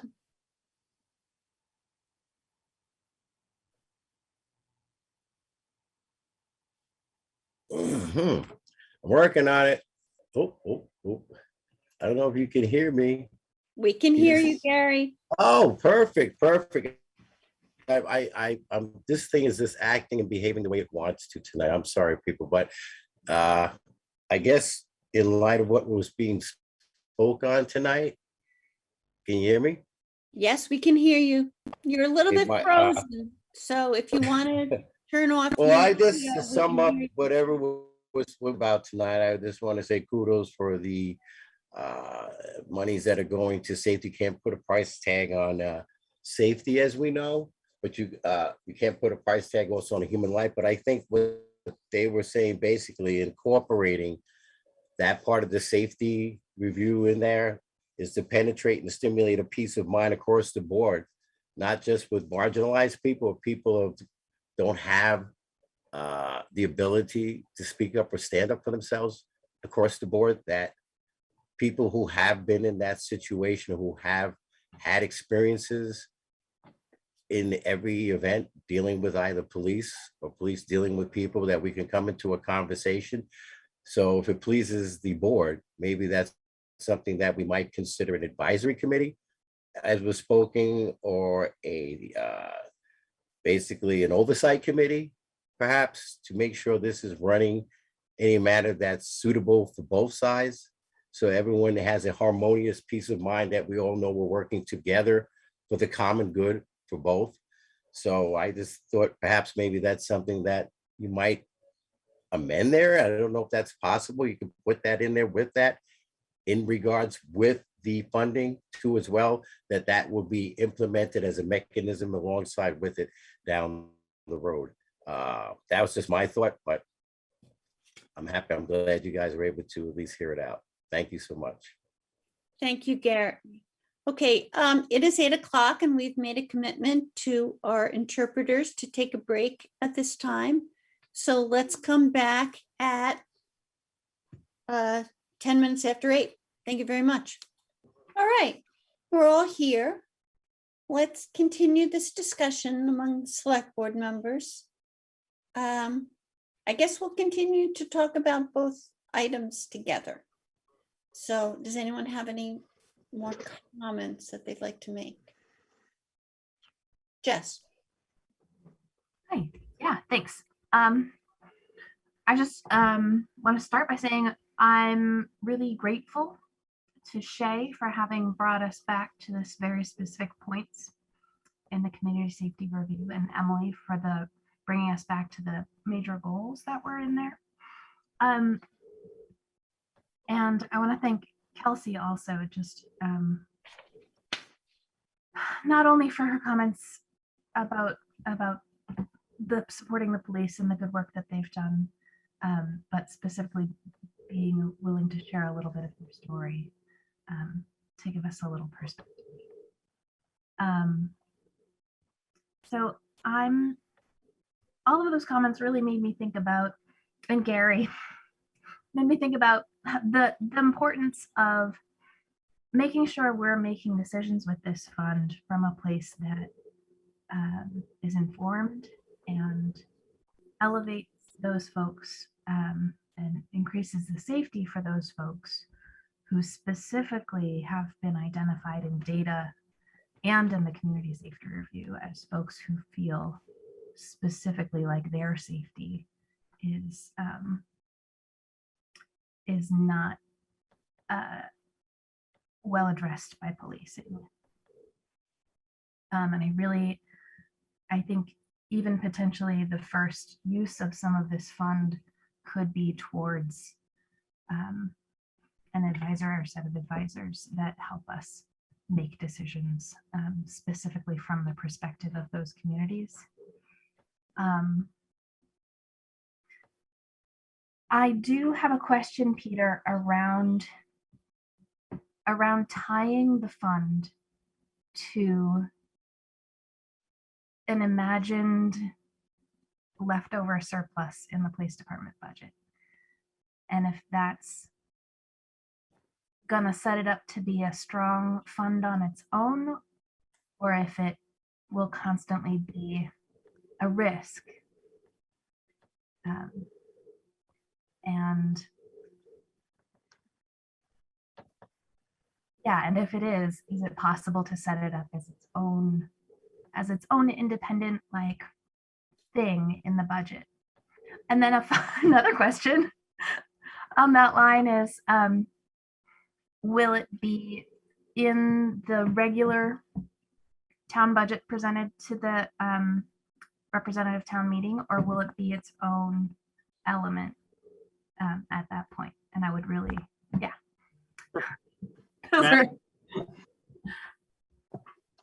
Liz, may I? Please. Thank you.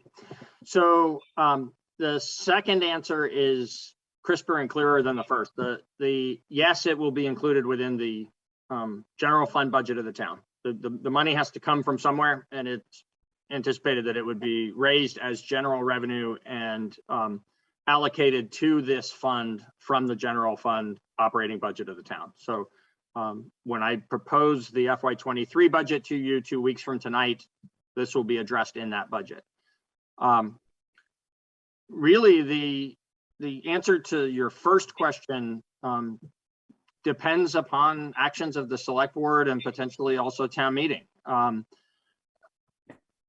My perspective is there's an opportunity that we have right now because of the circumstances in the police department right now, where we have funds that have been allocated to a certain complement of police officers, and we're operating with far fewer than that. And as we've been discussing, from my perspective, the reason I brought this forward in the manner that I did was I saw an opportunity to take some of those savings and create this fund.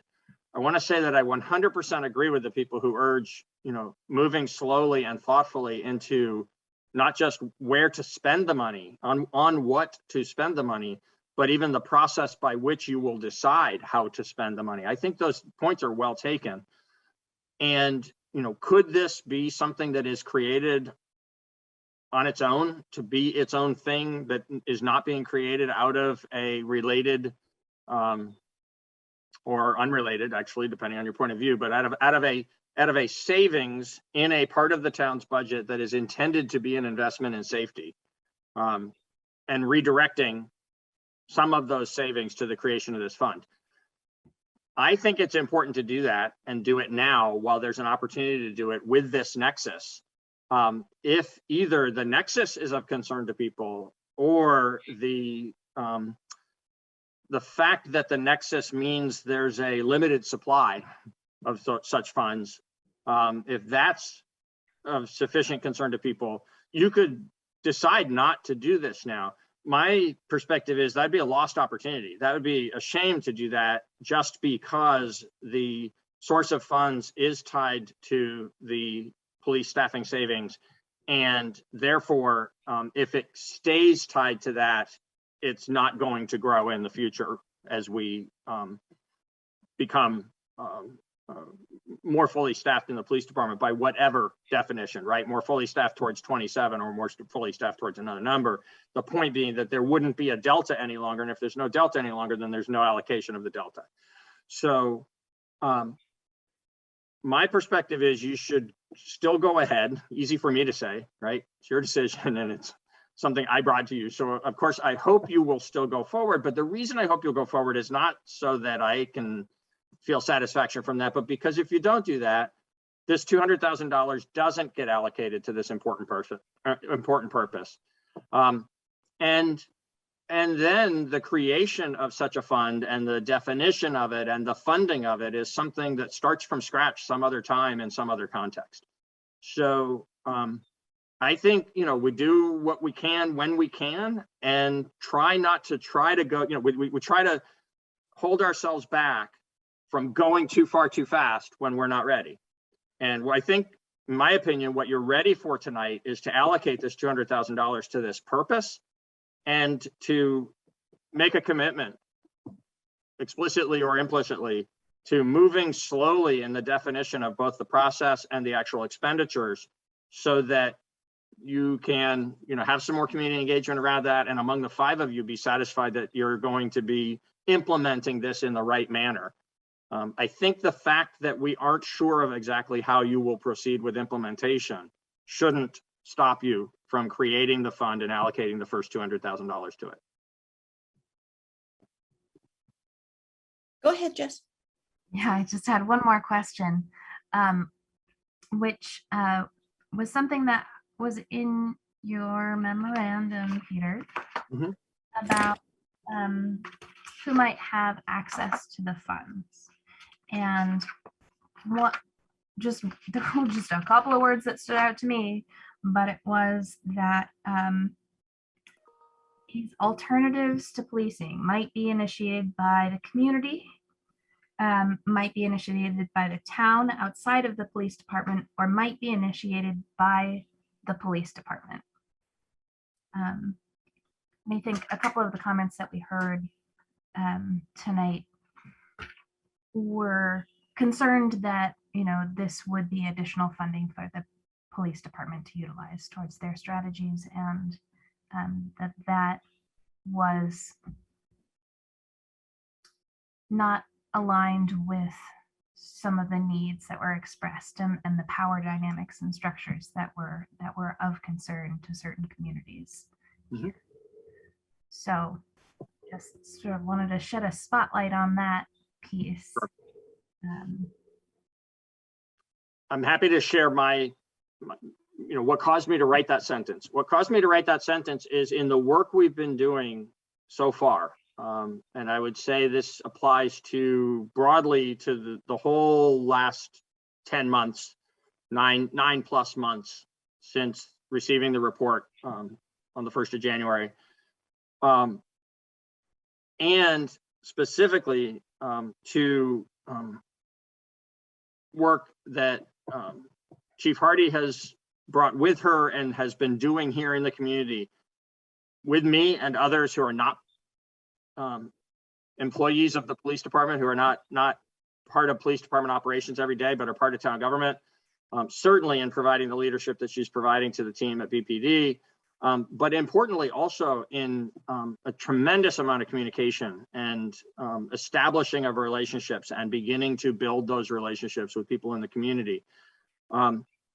I've phrased it this way because I want to be open to the idea that Chief Hardy or, through some other spark in BPD, there might come forward a great idea that is outside of the scope of traditional policing, that is in the spirit of the work that we are doing and have been talking about now for this past year, and be acceptable to the select board as an investment from this fund.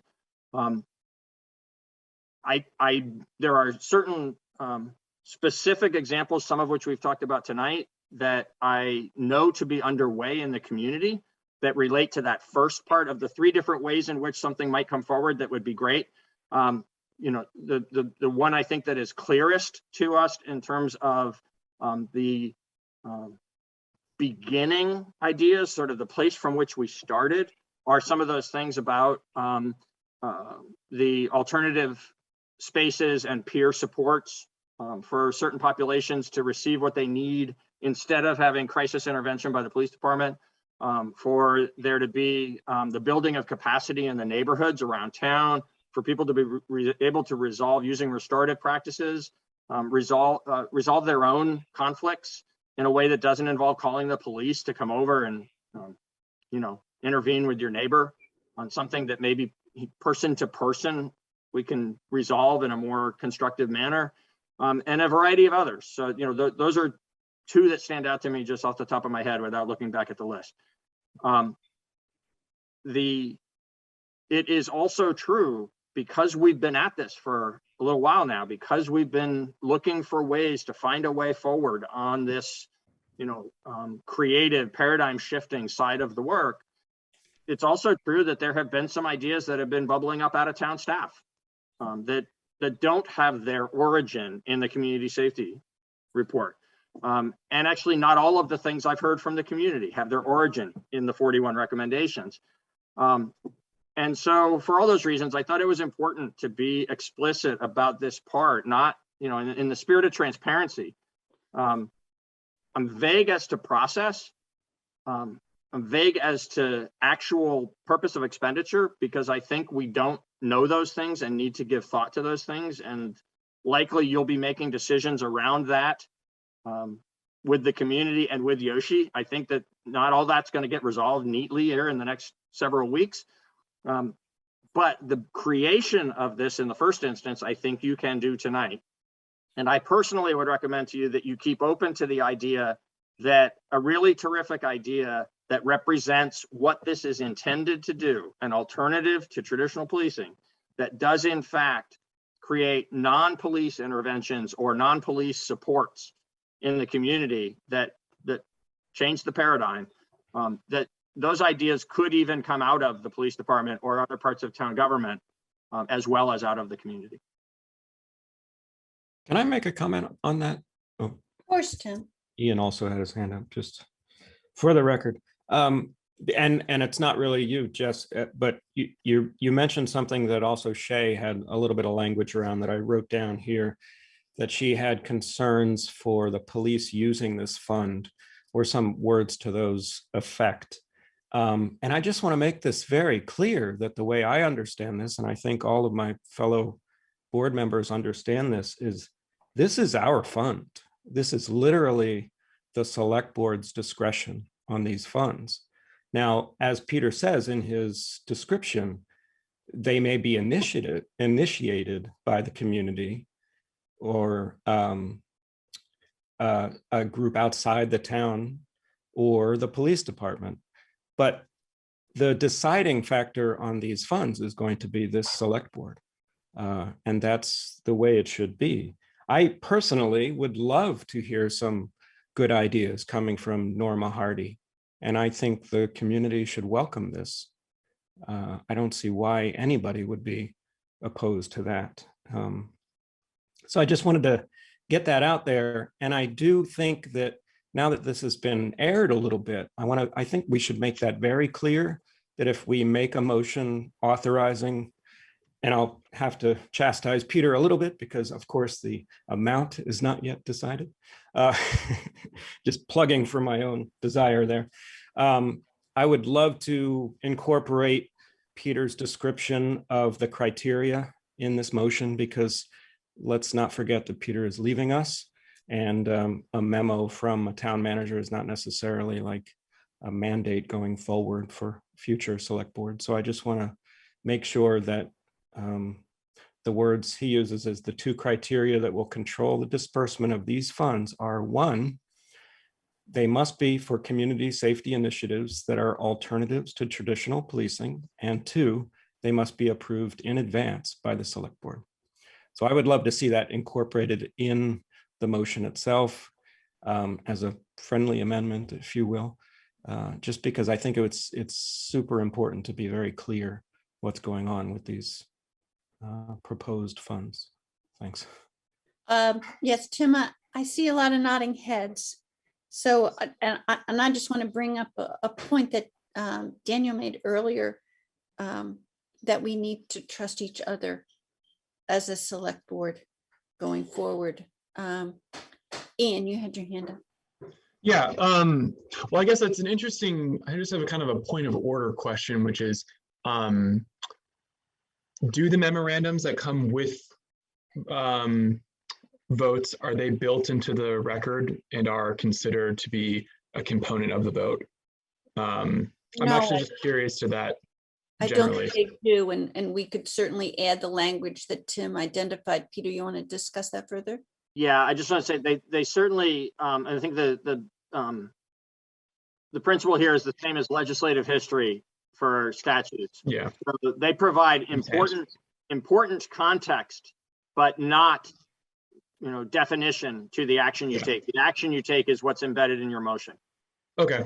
In that case, if I may, Liz, just to continue for a second. I completely agree with that then, Tim. Yeah, we should absolutely just add those two bold points to it. I think it adds a lot of clarity. And in fact, I think gives a little bit more structure to this a little bit than just having nothing. And then I think I really appreciate all of the community feedback on this and hearing from my fellow board members. I think where I'm sitting right now, this is just sort of, in my mind, the natural next step in this process. And we've gotten these really great ideas. Some of them are broad, some of them are a little bit more specific. And what I'm thinking in a very just sort of practical manner is, all right, we got to get some money to start figuring this stuff out. So I'm really with Peter in this idea that this is a wonderful moment to sort of seize the opportunity for this process to take the next step so that we've got money. And this is something I really feel is that resources and funding can encourage innovation and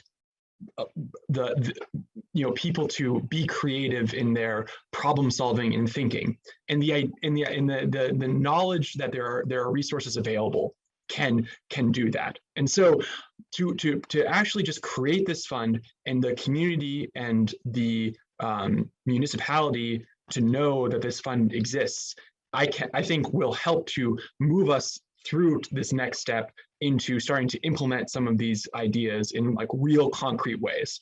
So I hear the concern about it being vague, but I think that this is a moment to act because it's going to perpetuate us forward in a really positive direction. Daniel. In the interests of acting on the consensus around the collective bargaining agreement amendment and the consensus around the creation of this fund, I would love to propose two motions.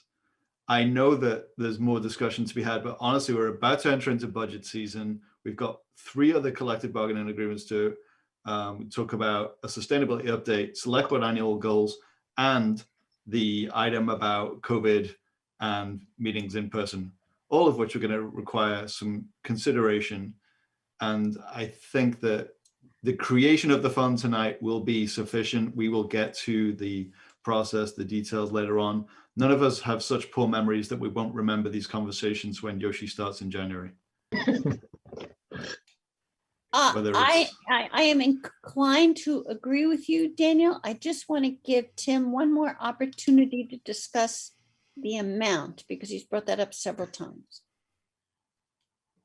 Well, I'm trying to read the room here. I'm not really feeling like horse trading on the amount is going to go over well. I do want to just, lodge my formal, uncomfortability with it's a good chunk amount, but I'm hearing what Ian just said about, the opportunity and seizing it. But I just want to be cautious just because I don't like, assigning an amount to something that doesn't have a definition. But I'm trusting, speaking of trust, my fellow board members to help define those ideas going forward pretty rapidly, I think. So. Yeah, I think we all just need to keep in mind that we are not allocating funds to be used. We are allocating funds so that we can decide upon the use of funds later when an idea is brought before us. So this is the first step. I am formally swayed and appreciative of everyone. Great. So somebody write down the things that Tim wants to add to the motion while Daniel's got it. Well, I hear from Anne Louise, who hasn't spoken before. Gary, we've heard from, so let's hear what Anne Louise has to say. Hello. Hello. So I guess I would first love, we were trying to just grasp. Tim, can you repeat what the friendly amendment piece was? Oh, it's direct language directly from Peter Elwell's memo. And that is the two criteria that will control the disbursement of these funds are, number one, that they must be for community safety initiatives that are alternatives to traditional policing. And number two, that they must be approved in advance by the select board. Thank you. So I think that second piece is the part that stands out, contradictory to what a lot of other folks that I've heard have shared, in that fear of having the folks who are in control of these funds be folks that are in power and removed from the communities that are most impacted. When we think about the alternatives to policing, it's designed to be supporting the folks that are most impacted. And so I guess just there's a lot of tension and disconnect there. And maybe that's been the case this whole time. But it became really clear in your statements, Tim, that just feels so separate from the efforts and the work that has been done in thinking about how do we move and shift from the folks in power and have privilege to look at how do we support and have solutions kind of come from the minds and be supported from the folks that are most impacted. I think my connection was a bit fuzzy, but I believe Gary or someone was sharing about having a different committee or group that was going to be focused on determining these funds and how they're used. And so it just feels like a lot of the fear and concerns that were stated previously feel like they just got solidified in this, in my mind, kind of turn to really committing to the select board taking on that full control, and those questions that HB asked about around process and really taking that time to figure it out feels like it's getting lost at the moment. Thank you. All right, well, let me just respond to that, Anne Louise, because I think what's being lost is the responsibility of the select board with regard to allocating funds. And I am sure that, we as a select board have made certain commitments to equity and to listening and to alternative policing. As we go forward, we also have responsibility to be good keepers of town funds. And so I am not interested in giving away that responsibility. When the time comes to review each item for funding, we will have an open meeting, and just like we are tonight, we will listen to the varied voices and people who are speaking for varied underserved communities, and it'll be part of the ongoing commitment to alternative community policing. So I am not concerned that the select board, who's an elected body and operates in a public forum, will not be listening to the variety of voices who want to put forward a proposal, and B, want to comment on any proposal. So, but right now, what we're voting on is the assignment of funds to be held for that purpose. So I believe we should, as Daniel said, we should be going forward on these two motions tonight, and the other issues and concerns can be dealt with as we talk about the budget, as we talk about alternative policing, as we talk about community safety. Okay, I'll say I appreciate the opportunity to speak and share and to be listened to. And I think that translates into trust when we see the kind of that action being taken and really following with the guidance of the community safety review report that got put out there. And there's ways that I've seen that happen, and there's ways that I'm still hoping for it to unfold. And I recognize that there's some other folks here who have shared, but who haven't shared yet. And in that effort of continuing to really listen and hear voices, I'd say before you make this decision, if you can hear the other folks out that have their hands raised, that would continue to build that trust and that piece of really listening to the community. So thank you. Thank you, Anne Louise. All right, Gary, you've already spoken, so be brief, please.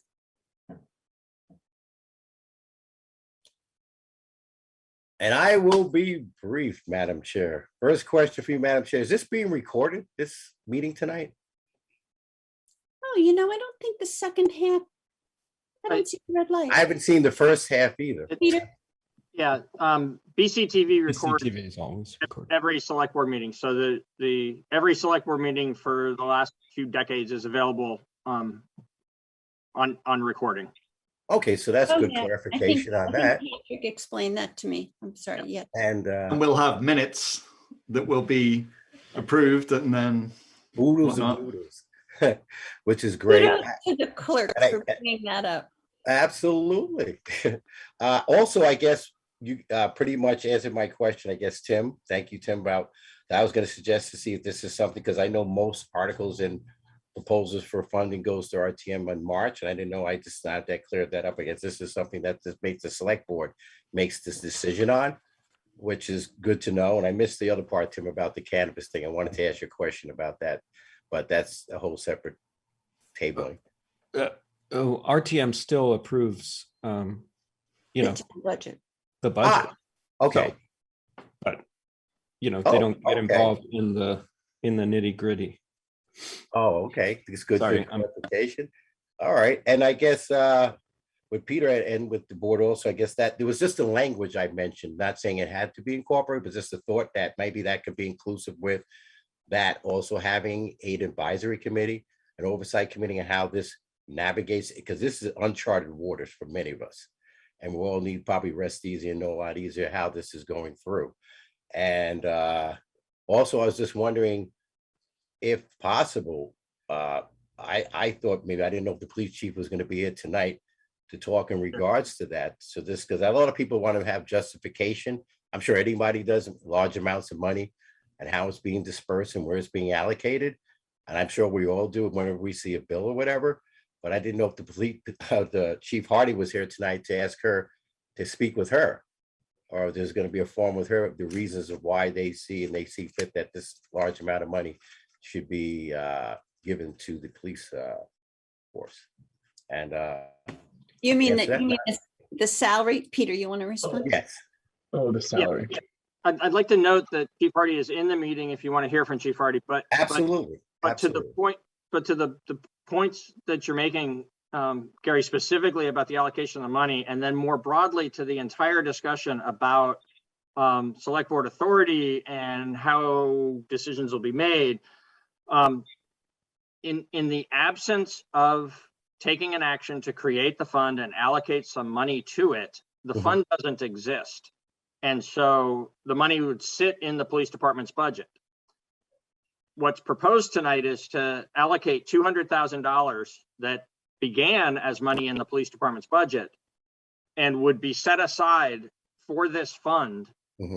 And I believe both based on the initial intent of it and some of the discussion that's occurred, within the decision-making body, as well as particularly the input that's been provided by the community tonight, the idea of slowing down and thinking through carefully what process or processes will be used to make determinations of, how the money will actually be spent and how the decisions will be made by the select board about the allocation. I want to be really clear that the select board could decide, if it chooses to have a participatory process of some kind that would be outside of these meetings. But the only way to legally spend the money would be for the select board to make decisions to spend the money for particular purposes at particular times. So that's the authority that's invested in the select board. That's the accountability they have to the public for their actions. Right. And that's why I was so specific in the wording I proposed about the select board has to decide in advance where this money goes. I believe there's two protections in that. One is it complies with the law. So we're not coming along behind something and saying, oh, okay, well, we'll reimburse so-and-so for such and such, right? But rather that intentional decisions are made about where to invest these funds, and that it's done by the select board, which means it's done, you know, in accordance with the laws that apply to spending town funds and in these public meetings, so that there's transparency and participation at the moment of decision. There can be, if the board decides there's going to be, there can be, you know, other ways in which participation might be invited, but there will always be the opportunity for participation at the moment of decision, because these decisions have to be made by the select board. Tonight, there's nothing that decides the process or the recipients of these funds, but just the creation of a spot where we would set aside money in order to, in the future, be able to allocate funding to particular initiatives. So that funding would just be there, basically sitting until we decide down the road how it's going to be allocated? The select board will need to decide its process and then use that process to make actual spending decisions. Okay, I guess I'm ready to listen to Chief Hardy just to see her thoughts also. I appreciate that. Thank you so much, Peter, for that information. All right. I propose we hear briefly from Shay again, and then if Chief Hardy would like to say a few words to us, that might be helpful. Shay? Hi. I want to echo so many other community members asking you all to consider moving forward with the fund and inviting in more voices than your own about the process and the decision making about the fund. We don't have to get into the specifics tonight, but I hear I hear this echo among community members who are speaking, suggesting that's a great idea. And then I hear Liz saying, we will decide, don't worry about it, we got it. That is precisely the concern some folks have, that there's not enough experience, diversity, expertise about harm and repair within this body to be the ones who fully make those decisions.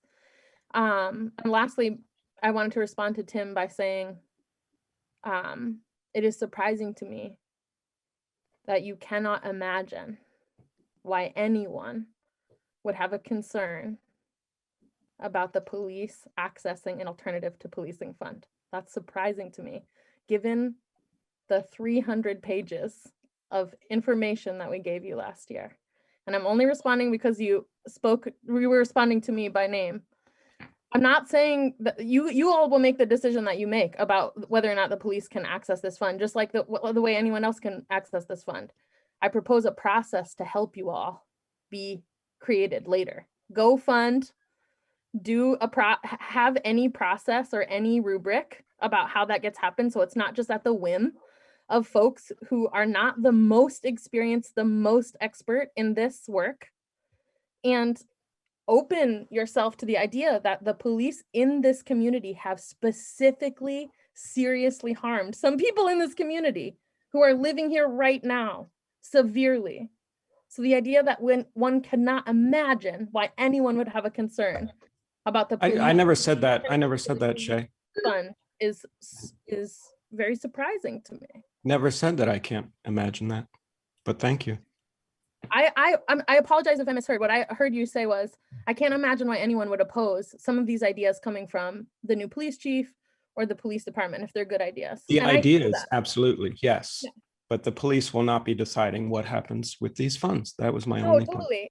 That these ideas or money would go to the police. Being surprised that anyone might have concern about that is surprising to me. I'm not surprised. All right, very well. Let's hear from Chief Hardy.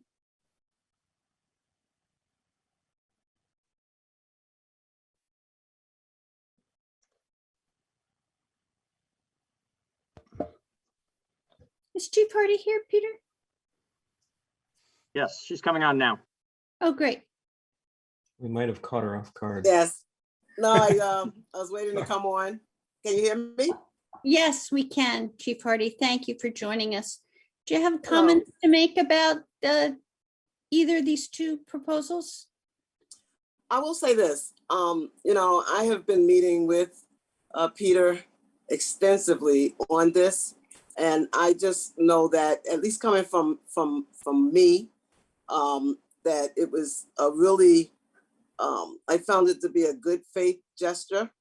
I found that, you know, the money that we're discussing was there. It has been there for the police budget. I felt that it was a good faith gesture since we were not utilizing it to make it useful in other ways, you know, because I see some of the things that the Brattleboro is trying to accomplish. And, you know, I thought that if we sat at the table and at least came up with some kind of idea to get the ball rolling, because we do know it's been discussed so much in the community with community people that I've spoken to in the community about not having funds to start some of these programs and to look for other direction to go to deal with some of the issues that are here in Brattleboro, including mental health, you know, including homelessness. You know, I have these discussions all the time. So to have a starting point and a base to be able to fund some of the initiatives, because there are really good ideas out there. So that taking it forward and away from the police having to have such a big part of these responses, I felt that that was a good, you know, a good step forward. As far as the other part of it and doing the police raises, I think that was really the thing to do. You know, we talk about the number of police officers that are here in Brattleboro. It has been, to me, amazing that they have been able to continue to do the jobs that they do. I've gone to many meetings with other departments and other department heads and other chiefs, and you know, they're all offering basically money, stipends and bonuses for people to come and join their departments. Okay, so I think if we can keep, you know, and that's the other thing, to keep the people that are already here, that are mature. I'm not trying to not start a new police force. I'm trying to make the one that is here even better and well embedded in the community. And I think that's important also, to be able to do that with the raises. I think that they're fair. I know that we have not asked for anything in any extraordinary measure as to what is going on today in policing. And I also think that, you know, I will sit down with the community. I've said that since day one, to sit down with the community. And I do agree with some of the points that have been made. And I do agree that the police do not need to be on everything. But I will talk about the fact that the Brattleboro dispatch gets over 7,000 calls a month for assistance. And out of that 7,000 calls a month for assistance, a lot of that has been up to and close to 900 calls just in the month of September has been for police specific assistance. And that is what I have to say on that. Thank you. Thank you, Norma. Most appreciated.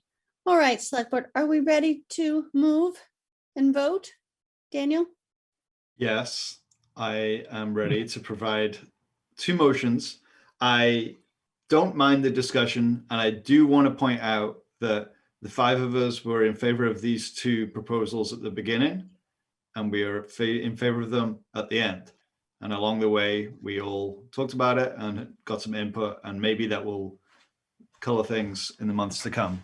And it's all good. And I'm glad that we ended up in the same place where we started. So motion number one. Can I just do both of them? Please. Yeah. Okay, number one. I move to approve the collective bargaining agreement addendum between the town of Brattleboro and the New England Police Benevolent Association Local 412 for the period from November 1, 2021 through June 30th, 2023. And I further move, and this one might get a bit grammarily sticky, but someone can help me.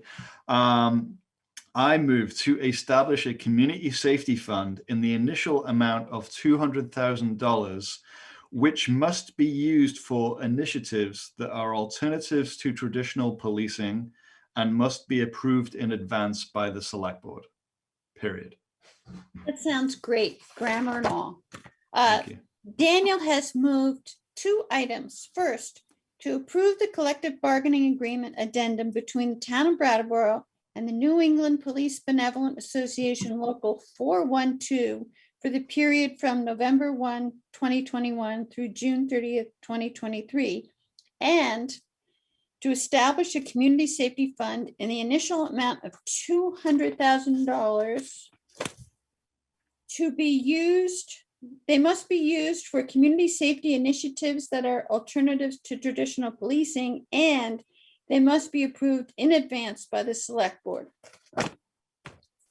All select board members in agreement with these motions, please raise your hand and say aye. Aye. Passed unanimously. Thank you all very much. All right, Peter, the collective bargaining agreement with the International Union of Operating Engineers, Local 98. Thank you. So this is the second of the 4. I want to just harken back to the overview remarks a while back, just to make sure that anybody who might have joined us since then knows that there are 4 separate collective bargaining agreements on the agenda tonight. These are the 4 different unions that represent different groups of town employees.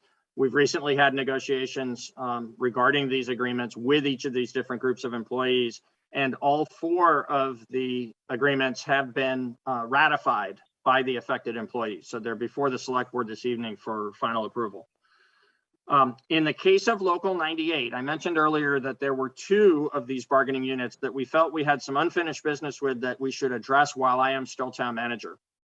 This is the second one of those, which is Local 98, the union that represents the administrative employees of the town.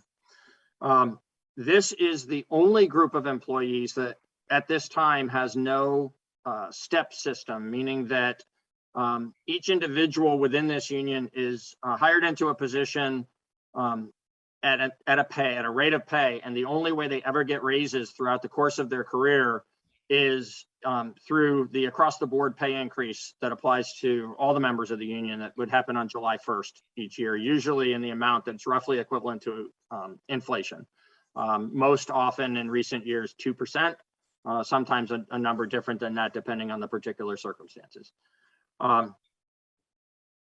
The impact of that lack of a system, that randomness, depending on how long you've been with the town and what was the situation both within town government and in the broader economy at the time that you were hired into your position with the town, there are discrepancies between the rates of pay for people who do very similar work.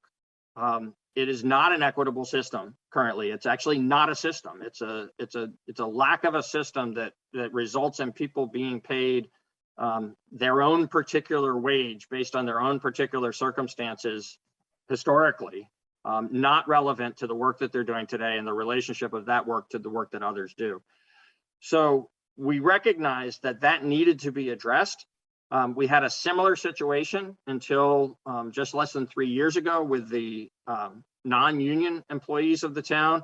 And we implemented at that time a step system for the non-union employees of the town. And it provided a good model, both for the methodology and for the actual structure of the pay system, a good model for us to follow in the creation of a step system for Local 98.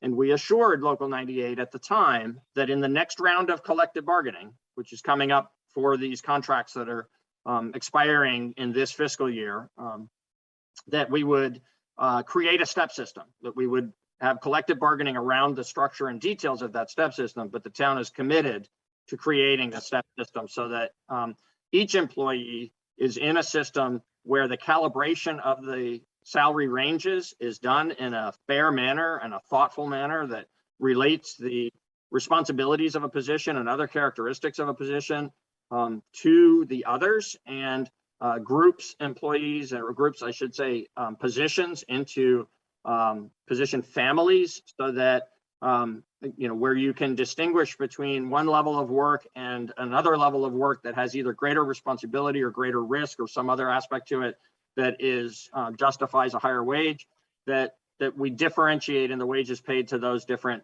families of positions. That's the way a properly calibrated compensation system works. The way this particular one is proposed to work, consistent with what we created for the non-union employees, is that in each of those pay ranges, there would be 4 steps. So an employee gets hired in at the first step, has the opportunity to receive 3 step increases over time related to the progress they make in their position, as well as that step table being increased at certain intervals by across the board pay increases that you, the select board, would determine. So in the case, the details of this moment, what we have is the creation of the step system and the what's called slotting of each individual employee into the appropriate step within the new system, effective on November 1st this year. And then a 1-year extension of the agreement that otherwise would expire next June 30th. So it'll expire now on June 30th of 2023. And for the fiscal year 23, that would begin on July 1st, 2022, a 2% pay increase for each of the different steps and ranges in the system, and therefore for each individual employee as well. They'll move with the system with a pay increase of 2% on July 1st. And then those that are entitled under the new system to a step pay increase would receive that on their anniversary date going forward in the fiscal year 23. That's what's before you in this case and in the other cases and in all the other agreements as well. The addendum provides for incorporating those things that have been changes that have already occurred during the course of this period, this current collective bargaining agreement. So there are a couple of other sort of administrative provisions, but the substantive change in the relationship between the town and this group of employees is the creation of the step system and the 2% pay increase next July 1st. This is the subject of our collective bargaining with the union leadership, and the union membership has ratified this. So it's now just subject to your approval. Great. Let me just weigh in favor of this and say that this is another action that improves our viewing all our actions with an equity lens. Does anyone want to comment? Ian? Yeah, Peter, I just want to thank you for making this a priority to get done before your retirement. I think that this is a really important thing and is an important part of our role as a select board too, to make sure that we are paying our employees in an equitable way that reflects the work that they do, the responsibilities that they take on, and bringing them all together equally on the same, that we're now negotiating with. Am I correct in saying that we're now negotiating with all the unions? They now all have this kind of structure, and this was the last one that didn't have that, correct? Now there will be a step pay system. The details of those step pay systems differ from agreement to agreement, but each of employees now is compensated. Now will be compensated within a step pay structure. Yes. Yeah, absolutely. So I'm full agreement and support for this.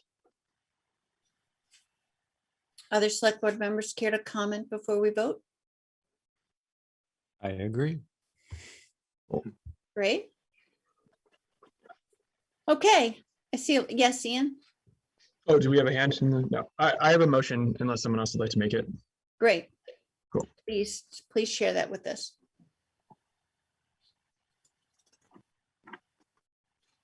Ian? Yeah, I lost it. I have it again.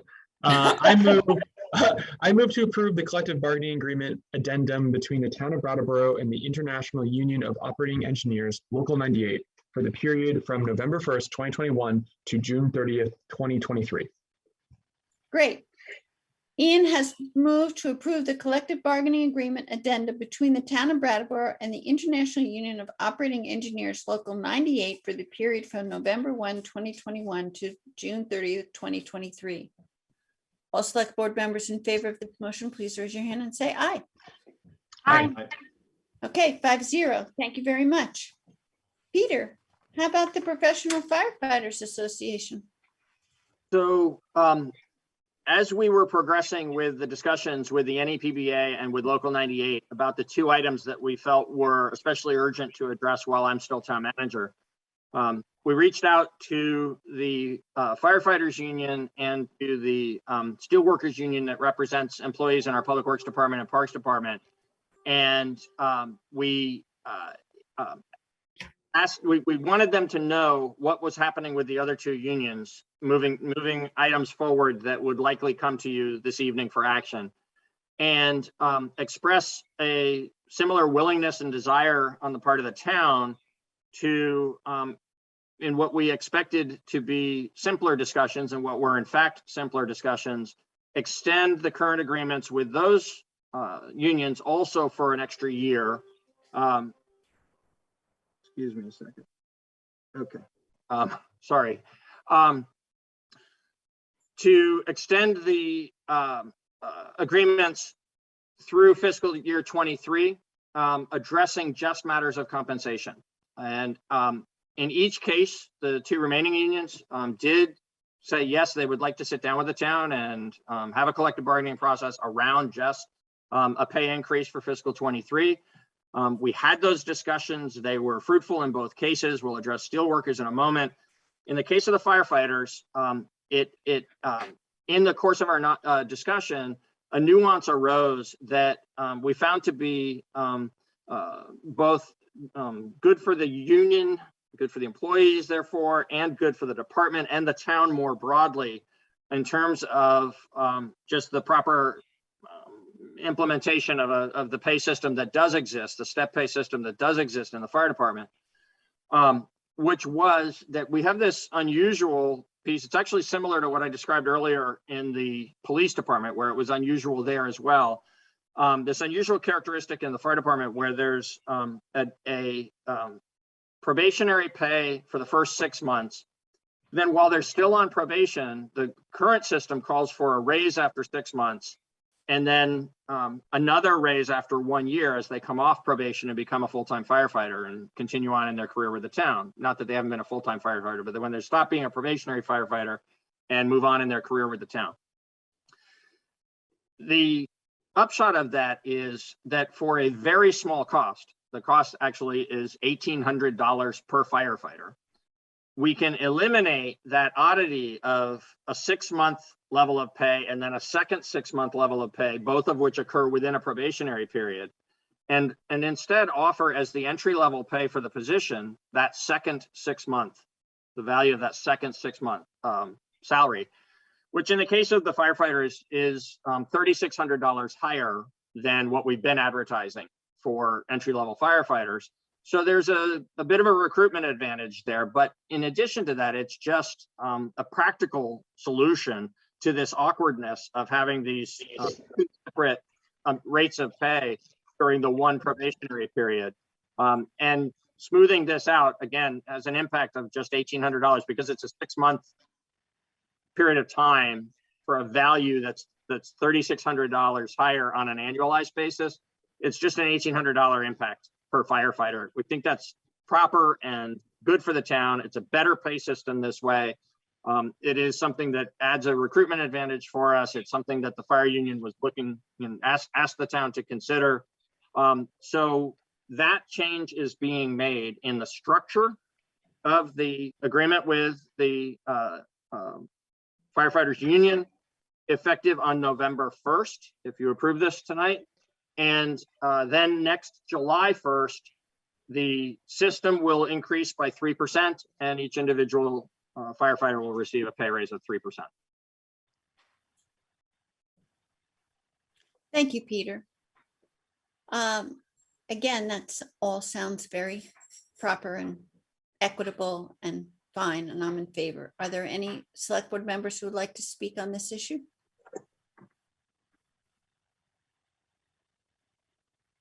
All right. Does anyone have a motion that they would like to bring forward? Yes. I move that we approve the collective bargaining agreement addendum between the town of Brattleboro and the Brattleboro Professional Firefighters Association, IAFF Local 4439, for the period of November 1st, 2021 to June 30th, 2023. Great. Thank you, Jess. Jess has moved to approve the collective bargaining agreement addendum between the town of Brattleboro and the Brattleboro Professional Firefighters Association, IAFF Local 4439, for the period of November 1, 2021 to June 30th, 2023. All select board members in favor of this motion, please raise your hand and say aye. Aye. Aye. Great. Approved 5-0. Thank you. And thank you, Peter. One more. Peter. One more. So this final one is distinguishable from the other three in two different ways. So in the discussions that we had with the Steelworkers Union, there was no structural issue to address. Both parties agreed on that it was simply the question of how much of a pay raise for next July 1st and whether or not to do the 1-year extension. We both wanted to do the 1-year extension. We agreed quite readily on a 3% pay increase for that 1-year extension. So there isn't a November 1st implementation of anything because there's not a change in the structure. It's just July 1st and for the following fiscal year. And in addition to that, for it's a detail related to how the Steelworkers Union itself functions internally. They don't do addendums to agreements or extensions to agreements. They prefer instead, when you're doing something like what we're doing tonight with each of the 4 different units, to have it presented as an entirely new agreement with whatever is changing for the new period of time. And so what you have before you here is different from those other 3 in that it's not an addendum. It's actually the full collective bargaining agreement between the parties for a 1-year period. The agreement that is in place right now will stay in place until next June 30th. And the agreement that is in front of you tonight would be the agreement between the town of Brattleboro and the United Steelworkers, Local 944, for the period from July 1st, 2022 to June 30, 2023, which is FY23. It is identical to what is already in place in the relationship between this group of employees and the town, with the exception of that 3% pay increase on July 1st. Thank you, Peter. And I just want to mention that the select board has discussed this in depth in executive session. So that's why we may be moving rather quickly. On all 4 of these contracts, yes. Yeah. Does anyone have any comment? Does anyone have a motion? I'll make a motion. Tim. Thank you, Tim. I'll make a motion to approve the collective bargaining agreement between the town of Brattleboro and the United Steelworkers Union, Local 944, for the period from July 1st, 2022 through June 30th, 2023. Thank you, Tim. Tim has moved to approve the collective bargaining agreement between the town of Brattleboro and the United Steelworkers Union, Local 944, for the period from July 1, 2022 through June 30th, 2023. All select board members in favor of this motion, please raise your hand and say aye. Aye. Aye.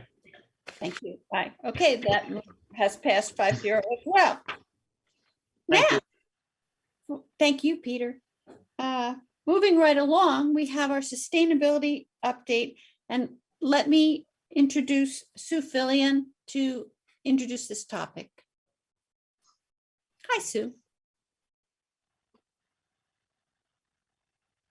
All right, I think I'm unmuted now.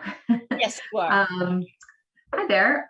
So I just wanted to say a couple of words about the role of the sustainability coordinator and how Stephen fits in with the planning department before he gives you his report for 2021.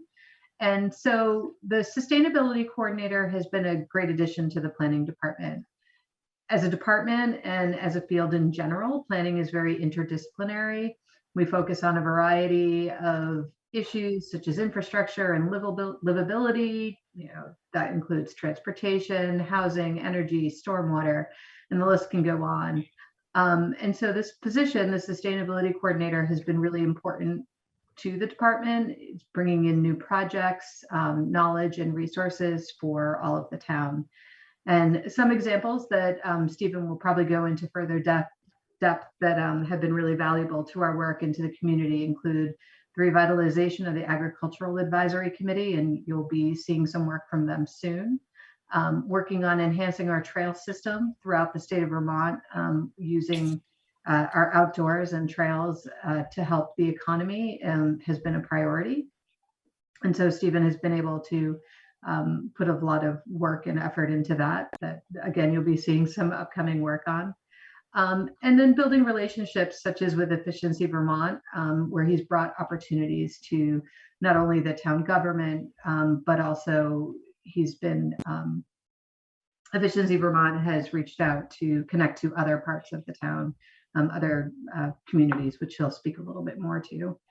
And then finally, within the department itself, he has brought on Eco-AmeriCorps service members. And this past summer, we had an intern from Yale University reach out to us looking for an internship for the summer. And both of these individuals, Kevin O'Brien, who was the past Eco-AmeriCorps service member, and Claire Swingle, have just brought a lot of capacity as well, did a lot of data analysis, research that is just really helping with our projects. And we also have another Eco-AmeriCorps service member now, Andrew Ahern. So this is just a little brief overview. Stephen's going to get more into it, but I just wanted to let you know how it's working out within the department. And then with that, I'm going to turn it over to Stephen. Thank you, Sue. Welcome, Stephen. Thank you. Yes, I'm glad to be with you guys tonight. I'm gonna try and pull up my screen here and share a little presentation that's a summary of the memo that I sent you all earlier. So nothing new here, just kind of boiled down and some eye candy. So give me 1 second.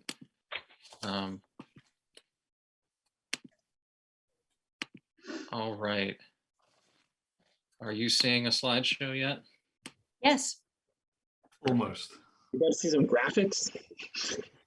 Something like that. Okay, now we're in business. So, I presented to you all a little bit more last year around the general frame of the position, how we were trying to define it. I'm going to skip through some of that, and there's materials reviewing that in my notes. And I'm just going to try and cut straight to just the update on what's been moving. Spoiler alert, we're not sustainable yet. Sorry, guys, but we're doing a lot to get there. So that part is what I'm going to try and focus on. These first slides are a bit of the doom and gloom. It's nothing we don't know already. So this has been a familiar year in terms of crises for us. Pandemic, economic inequality, racial inequality, the supply chain stuff going on right now. We've seen our housing and our workforce really get impacted by a lot of different angles of this. And then, of course, there's the climate crisis, right? So we know the climate crisis continues to intensify. We've seen it show up in new ways in places we didn't expect. Catastrophic flooding in Germany, in New York City, in basement apartments that the town didn't know existed at the time. And here in Windham County, we've seen numerous towns have dozens of roads taken out by storms that we didn't even see coming in their full extent. So there's a lot going on, and that behooves us in town to look into places that we may not think of as being at risk at this point in time, but determining, do we have any of those basement apartments that could be at risk, and other concerns for resiliency and finding the weaker links within our community. We saw wildflowers. We did see wildflowers. Wildfires out west affecting our air quality here. We have droughts when it's not flooding. We have unpredictable weather. And we know that the global response to this is not fast enough. And that's drawn from IPCC reports of our progress and 2 degrees and so forth of a track that we're on. One of the most significant things I think we should be thinking about and looking forward is how people will continue to move to our area because of these different disruptions. There's some real solid evidence that we're actually one of the least detrimentally impacted states in the entire nation. And so as more events happen, more often people will be turning to Vermont as a place of safety. So that again impacts our infrastructure in so many ways that we'll continue to see. Vermont in general and our community continues to be a really exciting hub of new ideas coming out and leadership in the state and in the nation. I'm highlighting Everyone Eats here because we started it in Brattleboro, it went statewide, and other models for how we've tried to tackle homelessness and emergency housing during the pandemic have been replicated nationwide and been the topic of praise. Brattleboro is always staying busy, and part of the joy of my job is that I get to be involved in small ways in a lot of this. So now I'm going to just spin through some of those things for you all. At the core of everything is energy and climate for me, and I staff the Energy Committee. So this is a summary of the work that group has done in the last year. Our new goals, matching the Vermont goals set by the Global Warming Solutions Act, our partial cow power investment that came through the select board you all are very familiar with. We piloted an e-bike lending library with Brooks Memorial Library and V-Bike, Dave Cohen's nonprofit. You'll see a picture of that there. The committee also worked to transition heating systems off of coal and oil and onto things like locally sourced biomass and heat pumps and electrification. They collaborated with the Guilford Energy Committee to do a community build of affordable window inserts for residents in town. That's what the Window Dressers Workshop is. We generated a town history, energy history, a Prezi that goes through different stages of our development as a town and looks at how energy was used in different ways through that. And we've been able to advance some interesting solutions with BUHS, with the high school, through one of the leadership of one of our Energy Committee members who's a student at the high school. We helped create preferred solar siting guidance. This is also something that I think came before the Planning Commission and has been a multi-committee effort to try and define how we want to target different areas of town for potential use for solar at a larger scale. And we're focusing in the next year on outreach to business and commercial users on a whole variety of fronts in terms of their own operations, but also how their employees could commute in more environmental ways and things such as that. So this is all led and driven by citizens and the Energy Committee. And then there's a whole other kind of bucket of energy work that's more internal within the operations of the town. And for that, you all have provided this wonderful new fossil fuel free facilities fund. So this is now in full effect. We spent some time defining what it can be used towards. That's all there on the right: efficiency, generation, storage, electrification, and the planning needed to pursue those things. Since we've figured that out, I've found some possible uses, and I'm hoping to come to you all soon with concrete requests to spend some of this money. Things in development include in-pipe hydropower using the kinetic energy within our water system from the elevation drop that we have from our reservoir. We have an anaerobic digester at the wastewater treatment plant that is currently not being used, but could be, and we're trying to figure out how it could be. Electrification of equipment right now that is focusing on landscaping equipment and other things that we know need replacement in the near term. They're already scheduled to be replaced, so why not an electric model? We've also been responding to people in town saying it would be really great if you didn't have a gas-powered blower running at 8 a.m. And so this is going to help with noise pollution as well. A larger long-term dream is figuring out how to build some solar canopies over the parking lots and perhaps pairing that with EV charging, since we know we'll need more of that in the future. And parking lots already qualify for certain kinds of solar incentives that other sites do not. We're very close to getting to 100% lighting in all town buildings. And I'd say probably most buildings are probably around 80%, but there's still a lot of CFL bulbs out there too. So that's something that we have on the horizon.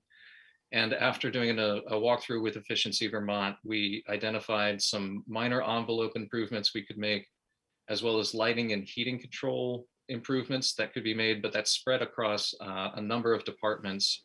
And it really would only make sense to, if all that work were pooled together into a bucket, basically, not done department by department. So that's where I hope to see this fund going. Those are the pieces that we've been working towards. We're doing some scheduling of future vehicle replacements and what electric alternatives exist to consider it once those things come time to replace. And then there are other energy developments in general. So we consolidated the town's propane purchasing. So we're now only buying from one person for the whole town, and that then gets divvied between the appropriate departments. We're continuing to consolidate the town's energy data. I had a lot of good help on this over the summer from Claire Swingle, our intern, and we're planning for a future greenhouse gas inventory. We've identified the online platforms that we want to use and the protocols. There's a lot of different ways of doing this. So that's been a big question. And there still may be more guidance coming from the state and the Climate Council as to how they wish for towns to be measuring this consistently. So we're working on automating and creating new ways to manage data so that we can do this more efficiently and as a whole organization. That I'll kind of touch back on at the end here. We did some analysis of roofs for solar voltaic PV potential and cool roof potential. Simply by painting your roof white, you can save huge amounts of energy, turns out. So we've done some analysis, and we'll do some mailings to reach out to those building owners in the near future. This next project is one of the ones I feel most excited about. We've been partnering with Green Mountain Power. They're trying to advance a program they call their Resiliency Zone program, where they deploy batteries to give support to vulnerable parts of the grid. And they were very interested in hearing the story of Mountain Home and its history and how it's been subject to outages that at times in the winter they've had to run around with blankets to put on, folks who've lost power and they're losing heat so that they can just stay warm. So this kind of a solution would provide power in those outages and basically break them off the grid into their own islanded microgrid supported by those batteries. So we've done some site visits with them, and that seems to be advancing very well. I mentioned the town vehicles. There are new programs coming for low-income community solar that I'll be looking into to try and help our housing co-ops in town, the places where we do have low-income home ownership. And we've talked about trying to secure a few more e-bikes for some of the departments. I believe police have at least one or two, but that may be something in the future that pops up as well. So, all right, I'm going to take a deep breath and go into conservation and trails. This is a continuation of a lot of work you heard about last year under the guise of the National Park Service's Technical Assistance Grant. We've been working to strengthen and interconnect a variety of different trail systems within Brattleboro. And so that's looked different in different locations. But in this past year, we achieved an assessment of the Meadows Trail and cleaned up a lot of industrial debris that was located along an access road the town owns around the back of the retreat, the Brattleboro retreat.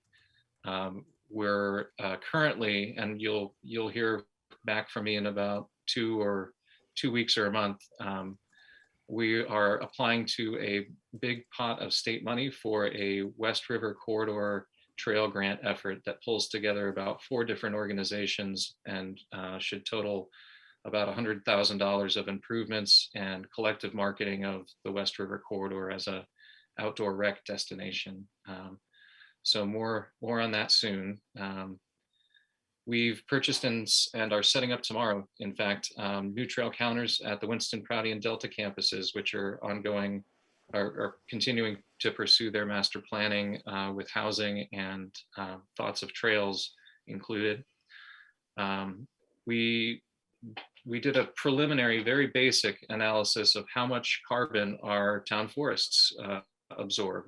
And this is another data point for the overall greenhouse gas inventory and being able to count the negative side of what do we put away in terms of carbon. There's a lot of invasives education that we know we need to do. There's new things that have been showing up in our gardens on Facebook. It's jumping snakeworm has been the topic of a lot of conversation.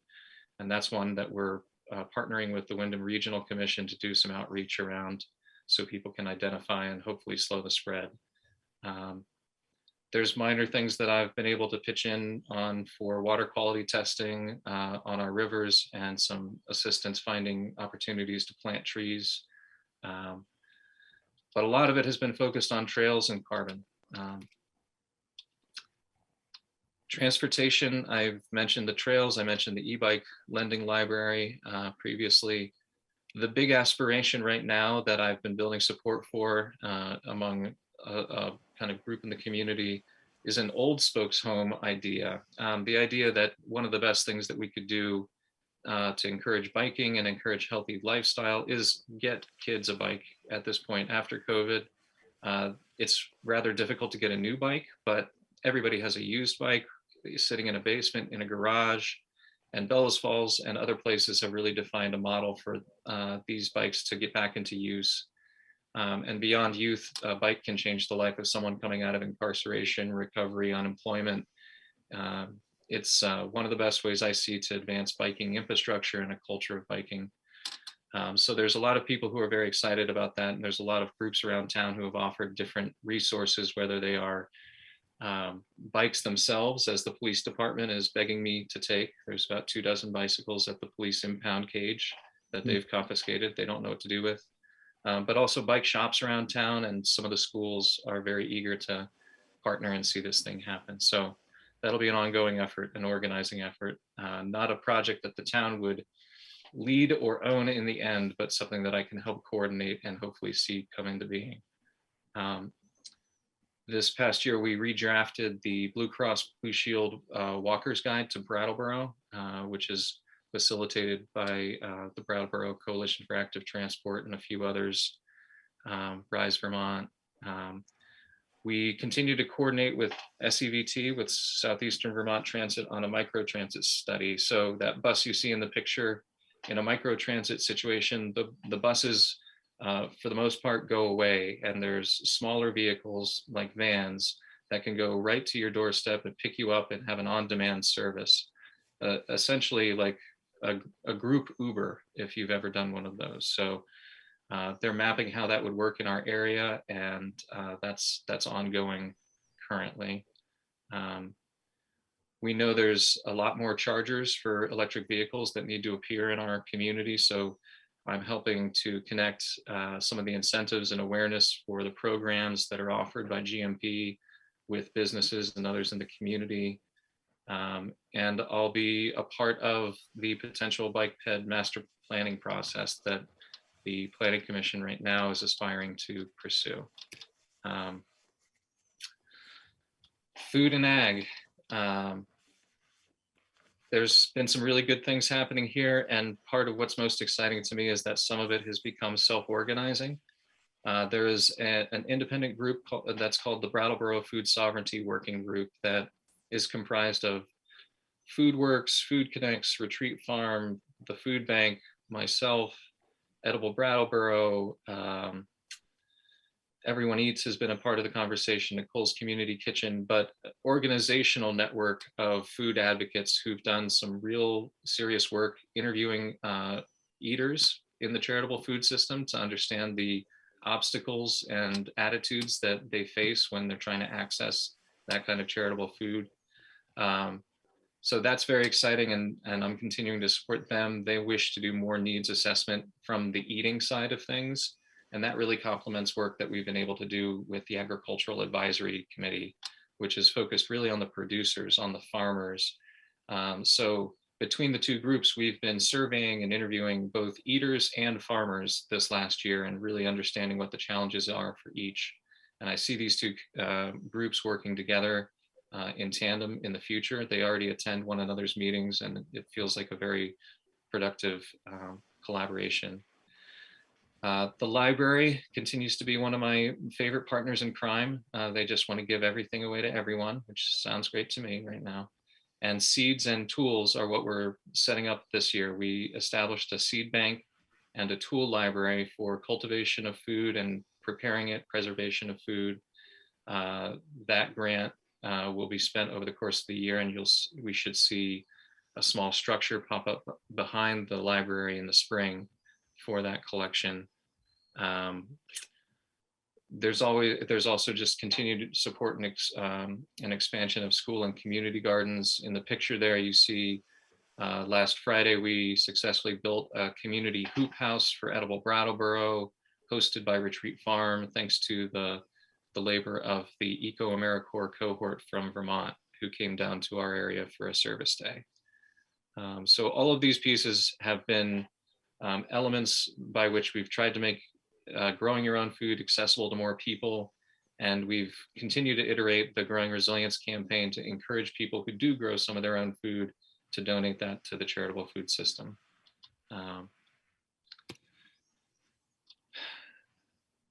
Economy, affordability, and housing. This is a place that I'm always struggling to figure out how to make a big impact, but I've found some creative options. So we're piloting a local currency system currently with the Brattleboro Food Co-op. They're currently integrating these new community credit cards, common good credit cards, into their point of sale system to try out. And this system has been demoed in Greenfield at scale. It has saved Greenfield businesses up to $70,000 in credit card fees. That's part of the appeal for the business side. And it also creates other opportunities to invest in the community. It spins off a small community grant program. It could create the ability to have a discount for people with this local currency card. So in effect, locals get a discount if they're paying with the local credit. So that's something that's really interesting. I could go into more detail about it because I'm so excited, so I'm going to stop myself. I've helped locate affordable housing for Brattleboro's AmeriCorps service members across both ECO and VISTA. There's two different AmeriCorps programs that serve our community. It's been very difficult to find housing, especially if you're on a very, very low stipend, as all these guys are. So I worked with other organizations to pool together our need and present that to the community in some targeted ways. I've been trying to support Jean Walsh's great work.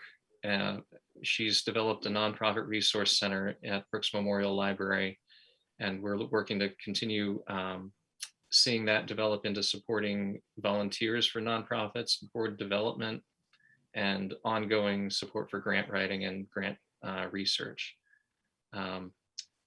Sue mentioned some of the infrastructure investments for outdoor rec. That's a lot of what this big trails grant is focused on. It's outdoor rec for economic purposes. And I continue to try and find new solutions for how we can pursue infill housing and find ways to supply that missing middle, the workforce housing that we know we need, as well as other forms to get out of the crisis we're in. So there's more, and there's more. Waste, compost, recycling, reuse. We know we need to redesign the guidance for town trash, composting, and recycling, and we've been working on that, myself and Patrick Moreland, in connection with the Wyndham Solid Waste Management District. We hope to do a repair cafe in the future to help people reuse rather than buy new for some small appliances and other things. I've continued to try and find creative ways for Rich Earth Institute to connect with folks like our school gardeners and other groups that could install their toilets. They have a open house on Thursday. If you're curious about Rich Earth Institute, they'd love to have you there Thursday. In the future, I would love to focus more on food waste and capturing and preventing food waste. The statistic that really set me on this course is that 25% of all groundwater we pull up is used to grow food that we then throw away. So we're throwing away not only that food, but that water and all the labor and energy that it took to get that food to our plates. So there's a lot to be gained there on a lot of different fronts. I've continued to distribute free cloth masks. There's a number of nonprofits that supply them to us as if we're giving them away for free. Sue will tell you a lot of times I'm trying to figure out how to power our committees and our commissions, and there's always turnover. There's always new working groups sprouting up. So that's something that I've been able to get the word out about a lot. Then just staying engaged with broader networks related to this kind of work has been a piece. I presented to ICLEI, the Local Governments for Sustainability, on some of the work I did in this first year, since it was somewhat atypical for some of what people do in these roles. And I present often to community groups and schools and Rotary and folks like that. So that's the roundabout picture. At this point, we're about 20 months into this position existing, and I feel we've figured out what the path looks like by walking it, and walking it during a strange time. I continue to use and focus on Project Drawdown as a foundational text. And this is something you'll see some public events over the course of the winter around taking these solutions and asking the community, where do we have the largest ability to have an impact in looking at these solutions. We also hope to achieve a climate action and resiliency plan. Both action and resiliency are key in that. But that also has to happen in conjunction with our other committees and the larger schedule of planning that we have going on. So I mentioned the bike ped master plan previous to that. It'll be a process of determining when that all should be coming together and when we have the ability to tackle that. Again, in just pursuing a lot of different things on an ongoing basis, there's a balancing act between the being responsive to the community in the moment and pursuing those ideas that are requested of me from the outside versus continuing to see and advance ideas and projects that come from the inside. So I've had a lot of support in prioritizing and triaging that on an ongoing basis from Sue and Peter and others. And that's just part of the challenge of it. But I hope from what you see here, my experience has been that I can be most effective in achieving things by helping them cover the last gap, find the capacity they need to take off, find ways for them to succeed without coming to the select board to make a request of money. That's been a role that I've been able to play pretty successfully thus far. And then I try and leave you guys with a where could we improve tidbit, and here I would again flags much of what I flagged last year around how we communicate, how we use IT, how we budget across departments, share data or not. In a lot of cases, there may not even be a process to include me in yet in some of the things that we wish to do. But I know that's also been on the radar and on the horizon and something Peter's been working towards. So I will hurry to a close here and just say thank you. I appreciate the opportunity to serve the community in this way. And again, being the coordinator, I really feel strongly that I have to credit the community that I get to coordinate and not so much take credit for this as my work so much as it is mine to report. So thanks for listening, and I welcome any feedback or questions you all may have.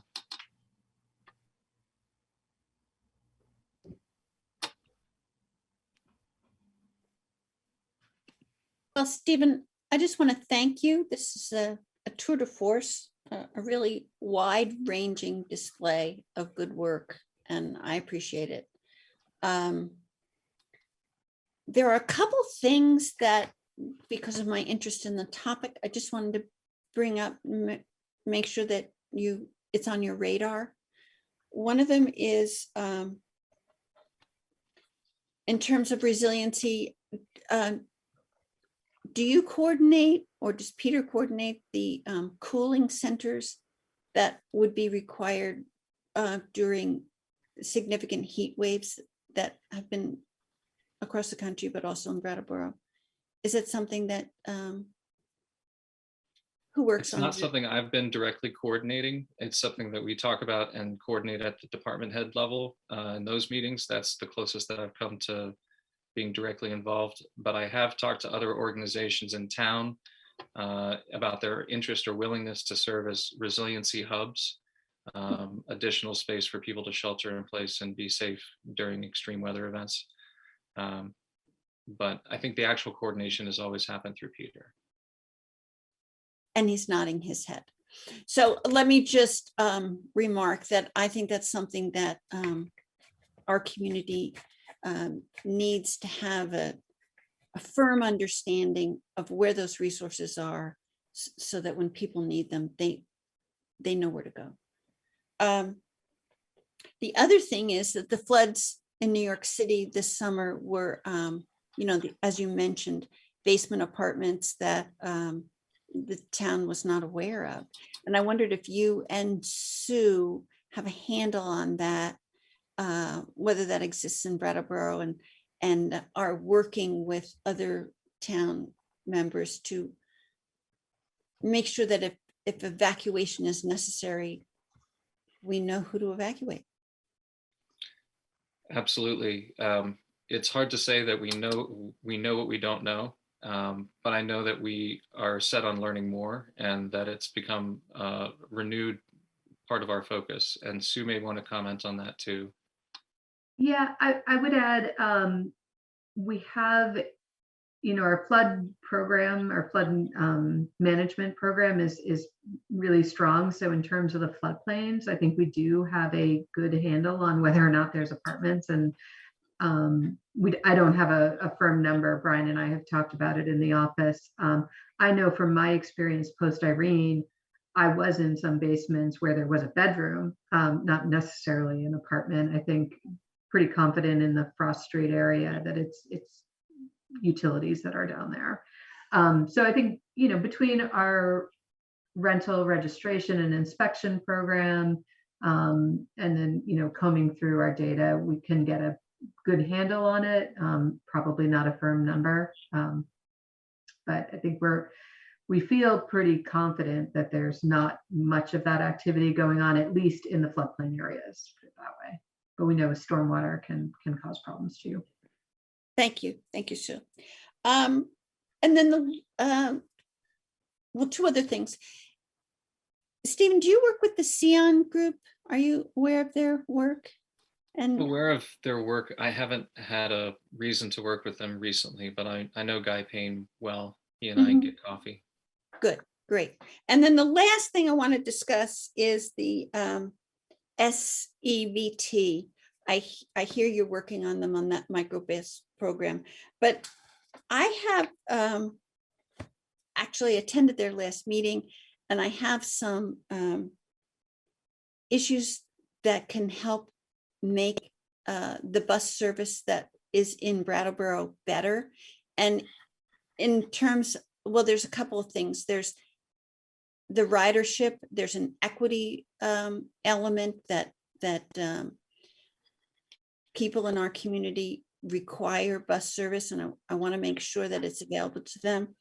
Then there's also a big choice element in bus service that people in Brattleboro might be very willing to increase their use of bus service if they understood the sustainability elements of bus ridership and for commuting. And also I think that the bus ridership needs to have longer hours, because they're not good for commuting at present with their hours. and better signage. And so if you're coordinating with them, I would suggest that one of the things that you coordinate with them is to increase their ridership by marketing and partnerships with environmental groups so that they understand the sustainability elements of taking the bus. Thank you. Yeah, I will try and bring that up. Thank you. I'm sure other select board members have other comments to make, but again, thank you, Stephen. It was really a fine presentation. Ian. Oh, Jess, go ahead. Yeah, it was a photo finish, but Photo finish. please. Yeah, please. All right. So I just want to say, Stephen, wow, that's a really huge smorgasbord of things that you're keeping in your brain and keeping your finger on and connecting. And it's really exciting that we have made space for that in our budget with your position, you know, as something that we value. And I love that the definition of sustainability spreads across all of these different areas. It's a big job. I'm curious how we can support you in this work, or if there's anything that you would like from us to help you. That is not the question I anticipated, but I very much appreciate it. Can I get back to you on that? Can I rain check that one? Because that's not one I want to answer off the cuff. Keep asking questions like that, and I'll be doing great. You know what I mean? Keep an open channels and send me ideas, send me feedback. Yeah, I understand there's a lot going on, and I want to make sure it's always what we as a community feel are priorities, building a consensus.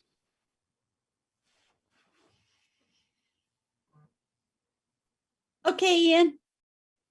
Yeah, thank you so much, Stephen. My gosh, I think one of my first reflection is just it's really quite an incredible piece of work, and seeing your first presentation in sort of the for last year, and then this and the places where you've really sort of exceeded even maybe what were some of just little kernels of ideas, and then you know, places where we're still, you know, they're still sort of just in the thought stage or trying to still connect with community members. You know, it just shows how much work you've put in this year, and I'm very impressed. I think one of the questions I had, which you kind of answered, was when you felt like you were going to have some ideas to bring to us to use on the FFFF fund. And I think you answered that, but I guess I just want to reiterate that I'm really excited to utilize that fund, and I can already see that there are some really exciting things in here that I think that fund is exactly for, and I think the community can be excited about it. And you know, and again, it just gets back to this idea that we were talking about earlier, which is words are great, but when we can actually start putting money to things and really start to make changes here, we become an example for other communities and for the state. And I think that leads to my other question, which is, do you think at some point a element of your role for Brattleboro will be talking to other communities in Vermont to show them sort of what sustainability can look like in their communities? And you know, maybe they don't have sustainability coordinators, but that kind of, because at some point I feel like we're going to really be a shining example, if we're not already doing that, and how we sort of make those connections so that it's like, our sustainability in Brattleboro, if it just stops at our borders, it sort of isn't like maybe I want to see that happening in other places. I'm not sure if that's something that's come up in your conversations with people. I'll stop talking. No, it has. As a matter of fact, this morning I get phone calls from towns that are trying to construct a role like this, or so they just hired someone and that person calls me up and says, what do you do? and so just this morning I was talking with the town of Hartford and their new person there, who's an energy coordinator specifically, and tasked with implementing certain specific plans. So there's a lot of that is already kind of going on. VCRD is a network where I tap into a lot of different energy committees and other grassroots organizers. And during COVID, that kind of thing was happening in that way too. And I've tried to inform the Climate Council discussions in that way, because as I see it, they won't achieve any of the goals they're talking about unless there's more roles like this one, but spread out all across Vermont and doing so in a standardized fashion, So yeah, absolutely. I see it as part of what I need to do to help. And I'm always learning from them too, anytime I touch base and hear their story. Yeah, thank you. Stephen, could you just tell us what the VCRD is? I'm sorry, Vermont Council on Rural Development. Thank you. Yep. Daniel, did I see your hand up? Yeah, I just wanted to pile on the thanks. I also wanted to just kind of point out that Stephen began this role like the month before the pandemic started. So having you in this position during that entire time, I'm sure has been beneficial to not only the big T town, but the small T town. And, sometimes things are as mundane and prosaic as light bulbs, and other times it's like, navigating this global health crisis and ongoing situation. And so I thank you, and I look forward to hearing concrete asks for money that we can act on. And I really enjoyed reading your report as well. So I appreciate that. And I appreciate all that you've done for the town. Anyone else? Okay, everyone else is talking. Okay, Jim. Real quickly, I'll pile on the praise for covering a lot of topics with a lot of good thoughts. I'm going to be a little blunt, but that's only to get to a question that I think is healthy at the end here, Stephen. So I had some issues with the creation of this position at all when we first voted for it as a board. And my biggest issue with it was that the term sustainability was not well defined within our community. It tends to be a word that can mean a lot of different things to different people. And I wanted it to look more defined as a position. And I'm thinking especially of your good references, I think, to small t versus capital T town, and where do those lines exist when it comes to sustainability and what projects you should be working on. Because the small T town, which includes our communities and all of our nonprofits and the way that capital T town plugs into so many different good works that are being done throughout the community, has lots of ideas, but in my opinion, not all ideas are great ones just because they're out there. So I'm wondering, and here's the provocative question for you to think about: how much more focus would you be looking for in your position? How much more direction might you be looking for, because this position is so new to the town of Brattleboro? And of course, you exist under a hierarchy of, you have bosses that are not directly the Brattleboro Select Board, but it's a new position that we created. So just kind of curious if you have any thoughts on that tonight or want to think about it in the future. I've come back to the committees as the places that I can refine ideas with and test ideas with and test the willingness within the wider community to pursue different things. I've tried to make myself available or a member ex officio of every committee that has an angle on sustainability. And so I think if I can continue being successful and being a resource and having that as a feedback loop, I think of it as needing a feedback loop on a staff side with Sue and my team and Peter and the rest, but also then on the citizen side. And that's the best I've got. I think a lot of what we hope to do in the winter with this kind of outreach to the public and surveying around these solutions and Project Drawdown and other pieces, that'll inform it as well.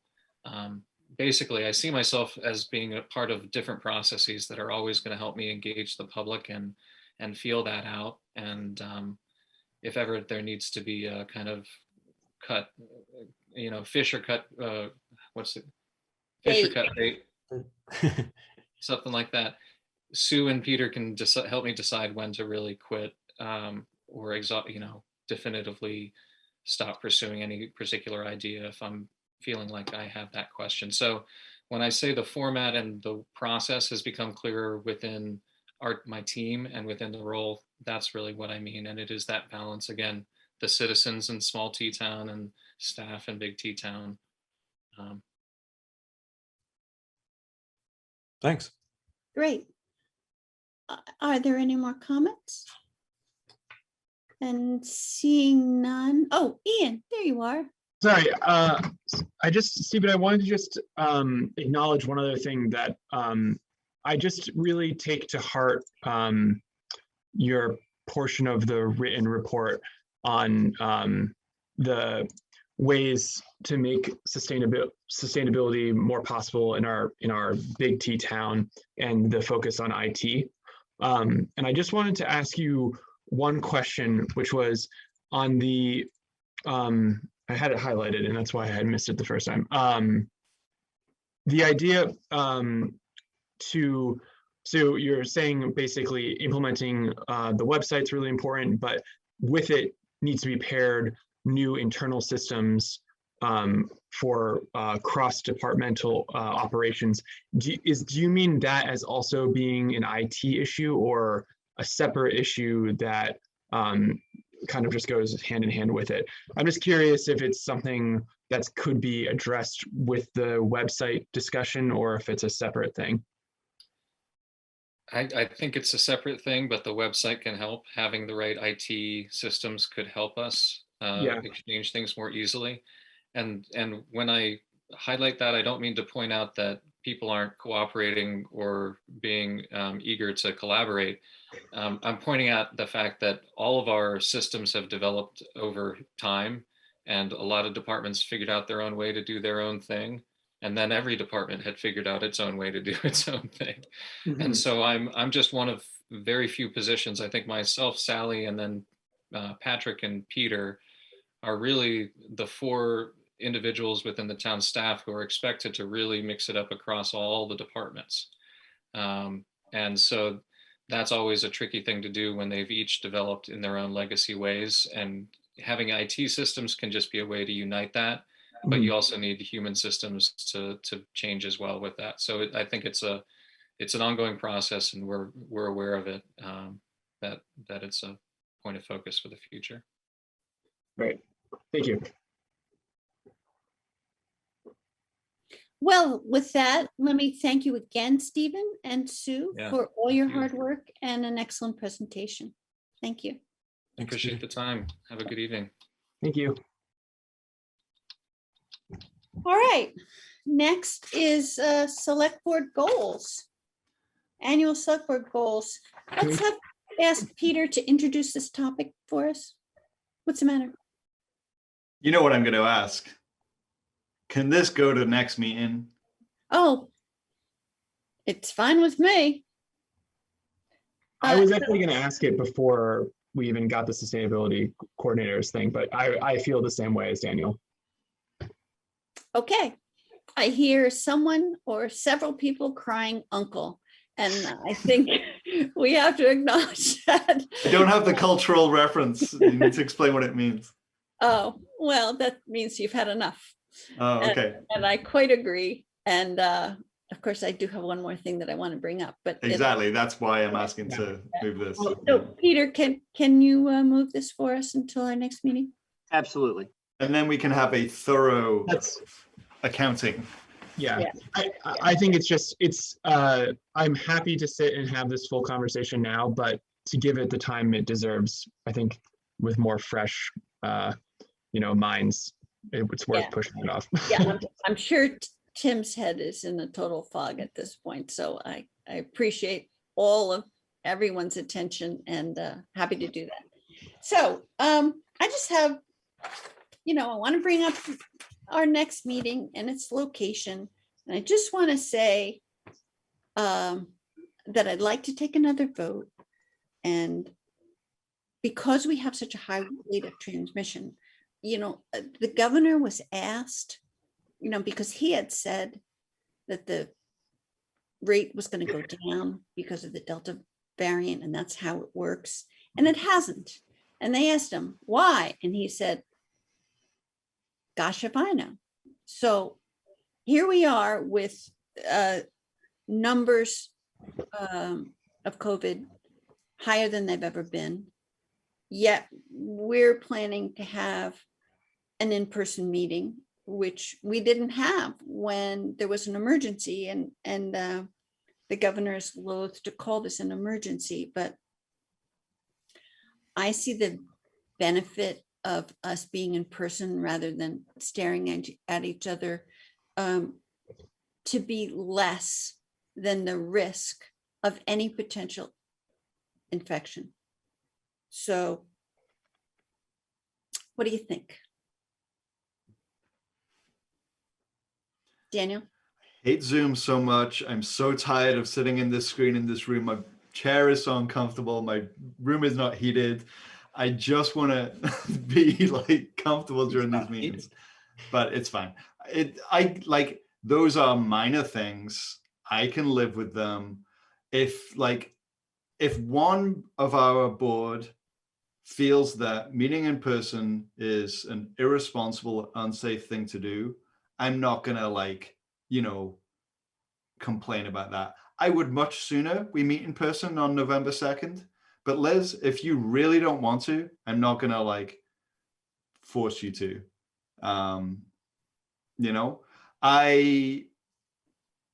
You could look at a number of pieces of data. You could look at the data that says 90% plus of Brattleboro has at least one shot of the vaccine.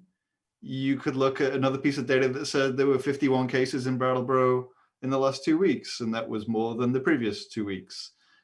So which data point you want to pick? I've been working in my office since May, every day, seeing people. I really don't want to stay on Zoom forever. I'm so tired of it. It kind of kills me. It's okay for mundane discussions, but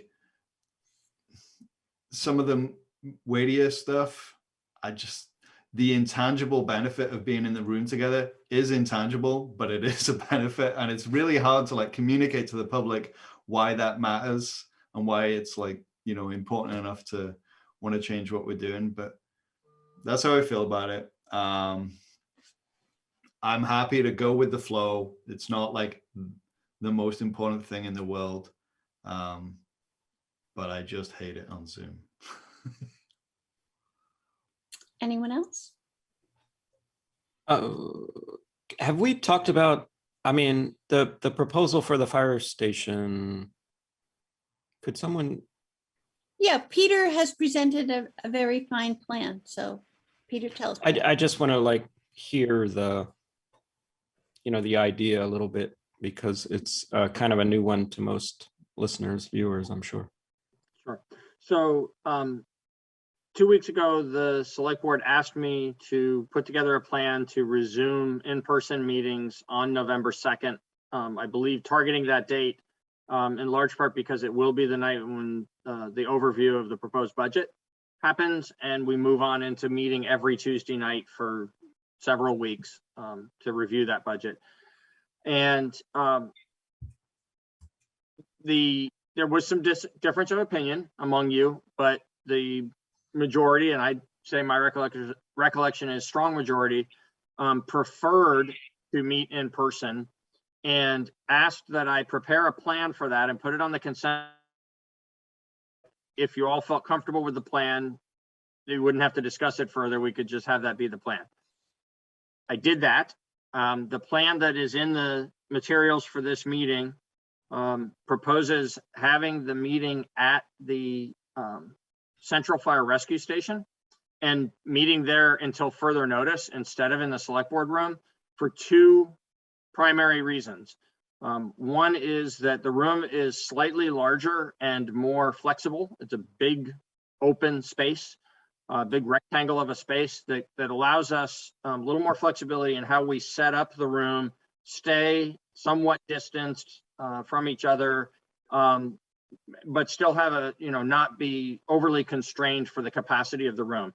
When we go into the select board meeting room and spread out a bit instead of sitting as we normally do, relatively elbow to elbow at the dais, we form a crescent that is a little awkward, frankly, for everybody involved, and then also leaves pretty limited audience space for the public to be in the room with us there. So just from a practical layout point of view, I think the Central Fire Rescue Station's meeting room is a better location. But far more important than that to me, and the balancing act of trying to find a way to be in person but still be as safe as possible, is the fact that that's a newly constructed, significantly renovated, like entirely renovated. It's like new space inside an old shell in that building with a brand new HVAC system from that was installed between 3 and 4 years ago.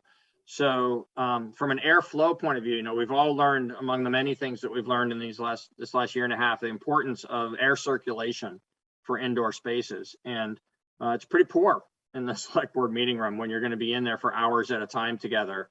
But it's solid, it's new, it's a modern designed system at the Central Fire Station. So for airflow and for flexibility of space, I think that's the place where we ought to meet when a majority of you are ready to meet in person. Liz pulled this so that it could be discussed now because she wasn't ready for it to just go through and be the plan on the consent agenda. And so, I'm happy to implement wherever the 3 or more of you land in this discussion.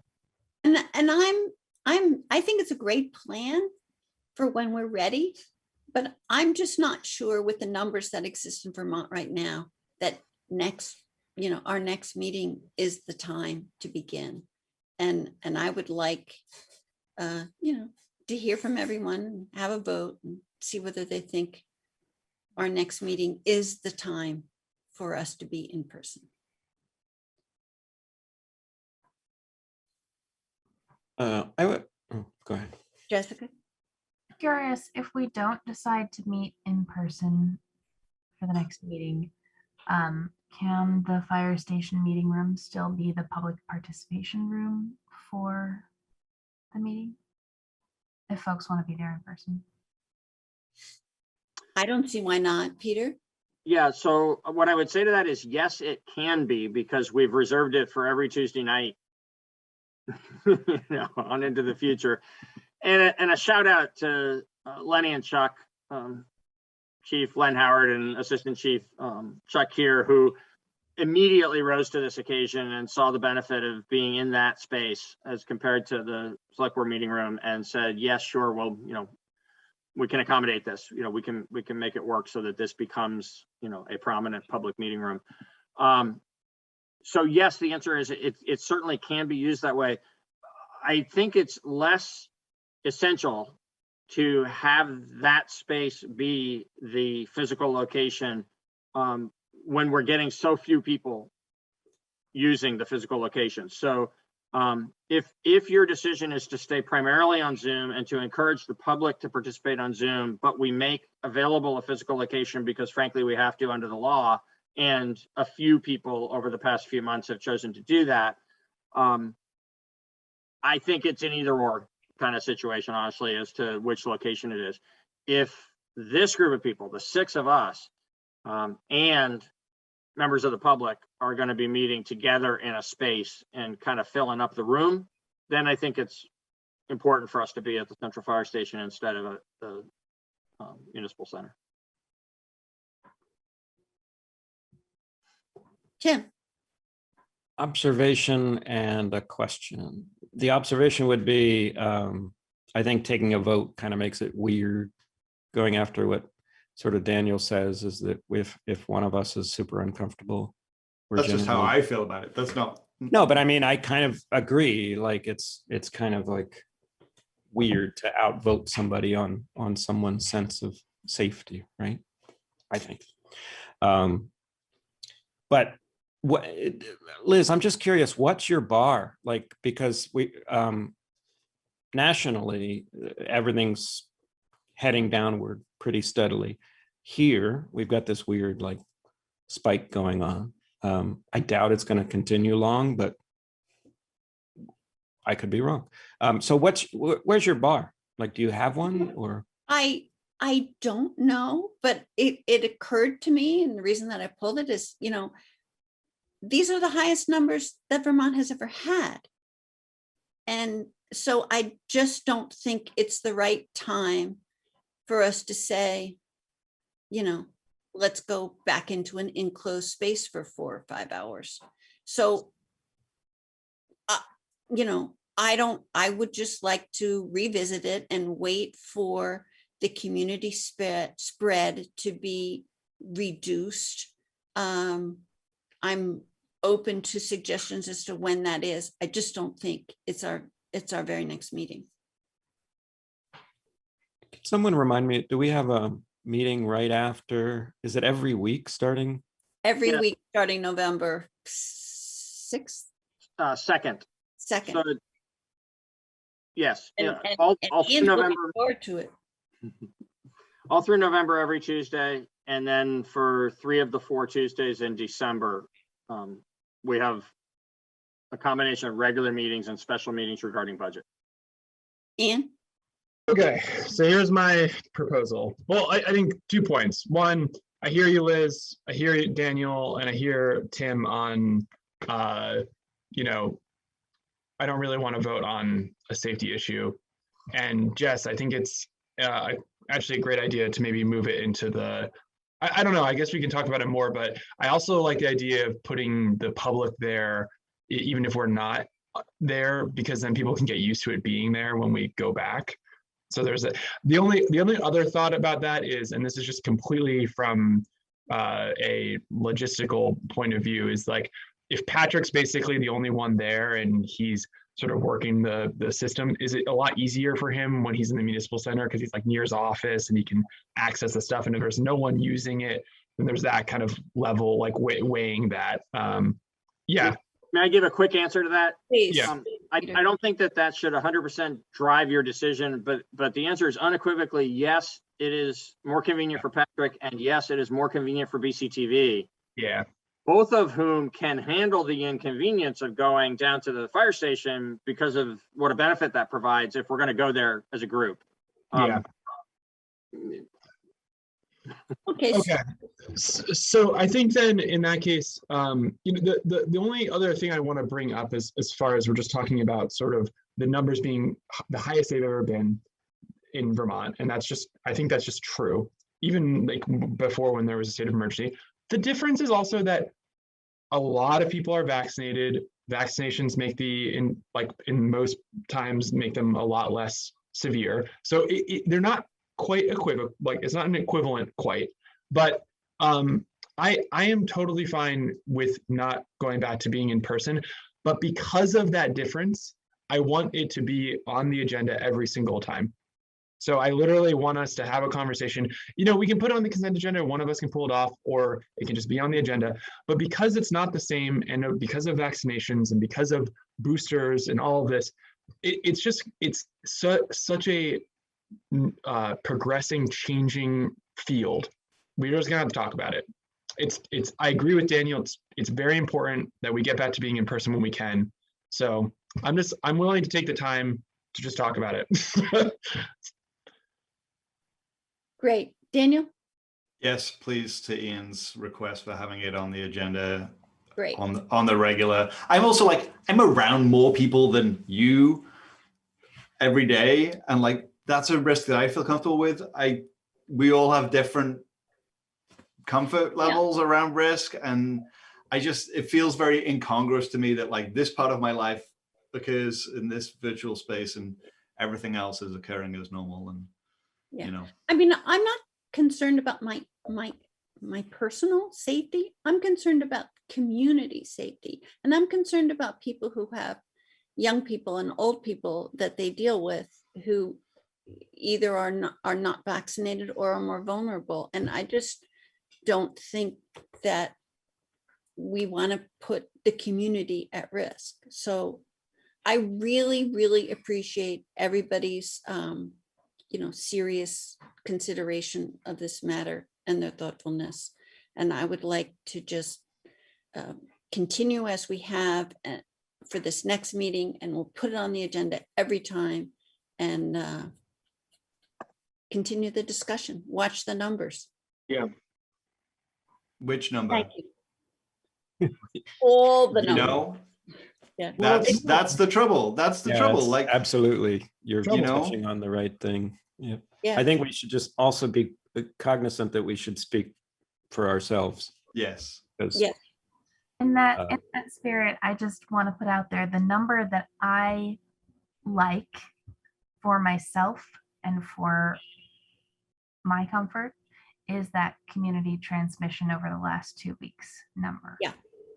And while it's in the 50s, that makes me uncomfortable. Do you mean the number of cases over 2 weeks? Number of cases relative to the previous 2 weeks? Yes. Yeah, I think that was it. It sounds like for me and Daniel, we're more concerned with negative outcomes. Yes, but because you're looking at cases, and then you're not looking at number of tests, and then you're not looking at hospitalizations and ICUs, and then that's why I'm saying it's a very personal thing. And let's all try to get to a spot where we're all comfortable. I'm all for that, and I appreciate it all. And I just want to say that, it's Russian roulette with people and their health, and it's like living life. All right. Anyway, All right. So it's been a long day. Yeah. Thank you all very much. I Good think suggestion on the every week thing. A lot on this meeting, and I thank you all, and I thank Peter and everyone else. Warrants. Right. Good. Oh, we don't. You just need to adjourn. Oh, okay. I move to adjourn. All right. All select board members in favor of adjournment, please raise your hand. Say aye. Aye. Thank you all very much. Good night. Good night.